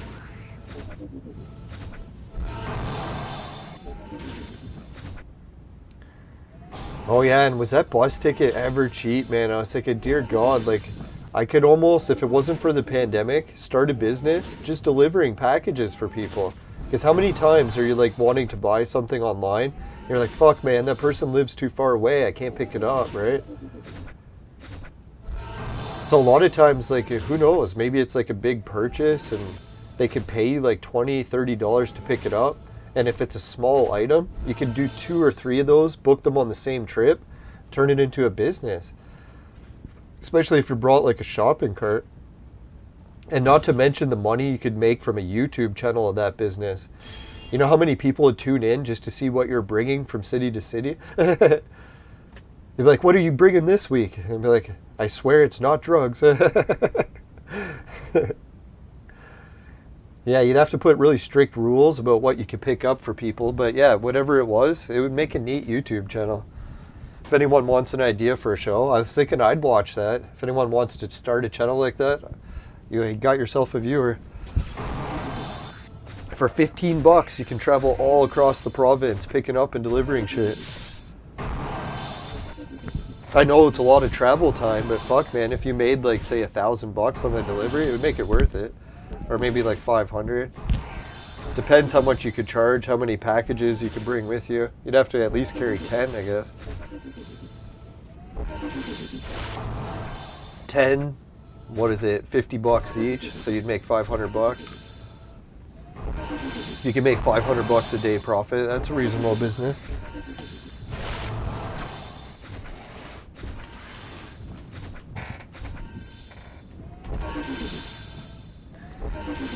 No, I think what it is, a lot of cultures, I shouldn't make fun of them, but a lot of culture, well not a lot, even some cultures, it is like a thing of honor. So it's like if anyone says something bad, you're supposed to defend honor. So that's where we get into the cultural differences, I guess. That was sort of a different thing about Western culture, I guess, that really stood out and sort of shaped our society early on. Was, yeah, that you would just look the other way if anyone said anything. It didn't matter if they insulted your sick wife or whatever, right? I think it was mainly too because our police were so strict that if you hit someone, even for insulting them, you would still go to jail, right? So yeah, the person who insulted, they'd be fine to go because legally you're still allowed to insult someone. But then if you actually physically hit someone, that's a chargeable offense. The cop wouldn't care what the person's name called you. Like, oh, he said all these mean things. It'd be like, well, you hit him. Doesn't matter what he said. Who knows, maybe there's an extreme circumstance where someone could say something that would allow you to hit them, but I don't think so. Imagine. Like, oh, he said the word. Hit him.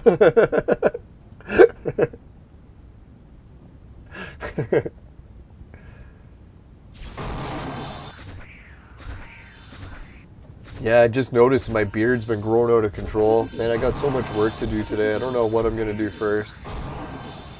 I guess maybe we'll work on some of the video stuff. Fuck. No, I'm so lucky that I got some free time right now because I'm actually swamped with so many new projects that all need finishing. So it's like, shit. Lucky I got a layoff from work. I can actually have time to do something. Or try to finish something. No, I wish finishing quick was easy on everything.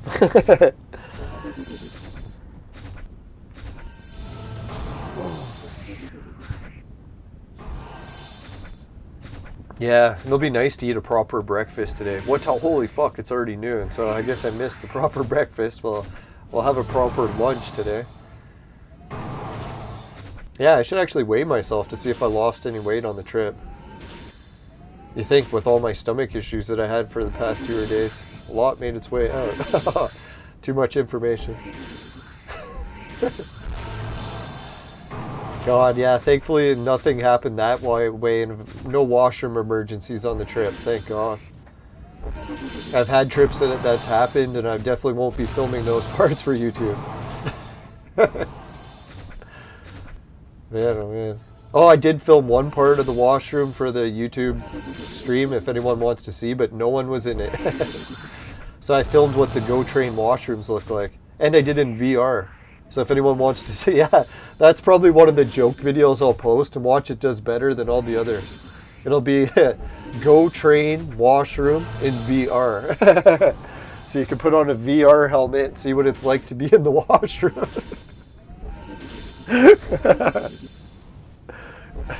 That's probably the worst idea for a video yet. That's probably why it'll do so well. No, it's not a long video. I think it was only like 30 seconds, but who knows? Maybe someone will watch it and like it.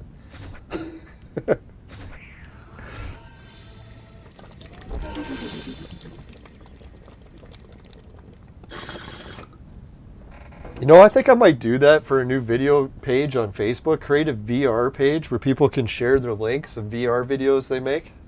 Oh, fuck, man, the game froze. All right, I guess we'll wrap up this episode. We're almost at 3 hours. All right, let's give a shout out to the viewers. Who do we got? We got Farsing Hunter. Oh yeah, all the way from Germany and Spain. So thanks a lot for tuning in again. I'm sure he's crashed by now because he started tuning in at 3 a.m. So if he watched it the whole thing, it'd be 6 a.m. by now. Yeah, and we talked about the guy on the bus. Man, he had some rough issues he was going through, but luckily there was no incident. Well, other than him yelling and swearing, and everyone thought he was going to attack someone on the bus, but no, we got out of there without incident. And no, I didn't film it to make a big spectacle out of his mental condition, so it was tempting, I got to admit. I was like, man, I could film this guy's like tragedy and try to make views off of it, but I never did. It was tempting though, like I was like, oh God, I should open the camera.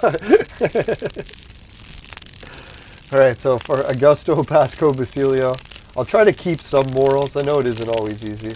Steadfast. Oh yeah, thanks again Steadfast for tuning in. Underrated gamer. Oh yeah, and big shout out, Steadfast had a birthday that passed recently. I forgot to mention it on the show. Sorry. I think I messaged it to her in private, but underrated gamer. Oh, hi yo. Oh yeah, it's Shelly. Thanks again, Shelly. Thanks for tuning in. I'm sure Shelly's gone too because she was here hours ago. Underrated gamer, Steadfast, bloopers. Oh, Ludo Urko. Holy shit, how many people tuned in today? Holy fuck, we made it up to 9 likes. Wow. Warzard the Board Time Lord.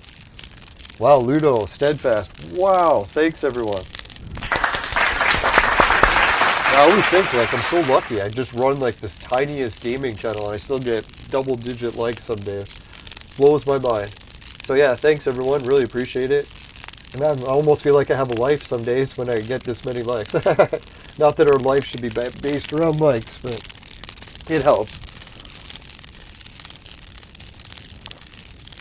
especially when you've been stuck in lockdowns for so long. I gotta try to keep doing this, getting out more, having more of a real life, not basing everything just on social media for my life. Alright, so yeah, let's wrap up and let's go to the fire screen. Yeah, we're at the fire screen.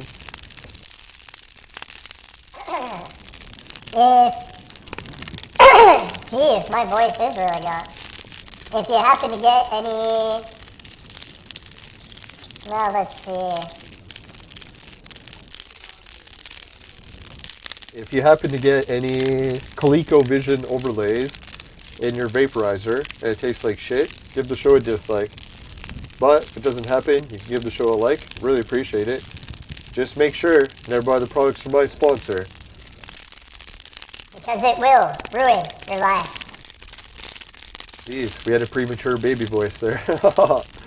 I swear that never happens. Alright, see you later. Bye for now, everyone. Have a good week. Try to stay out of trouble. Don't be on buses and pandemic like me. I might even be sick now. Let's hope not. Alright, see you later. Bye. Well, yeah, we'll get the videos on the trip updated soon. Later.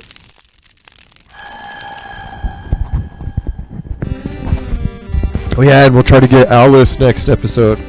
Yeah, so sorry for get carried away talking too much. We'll focus more on Clone Evolution next episode. And we'll try to get Alice. I think we have enough ingredients. We'll go check it out. Later.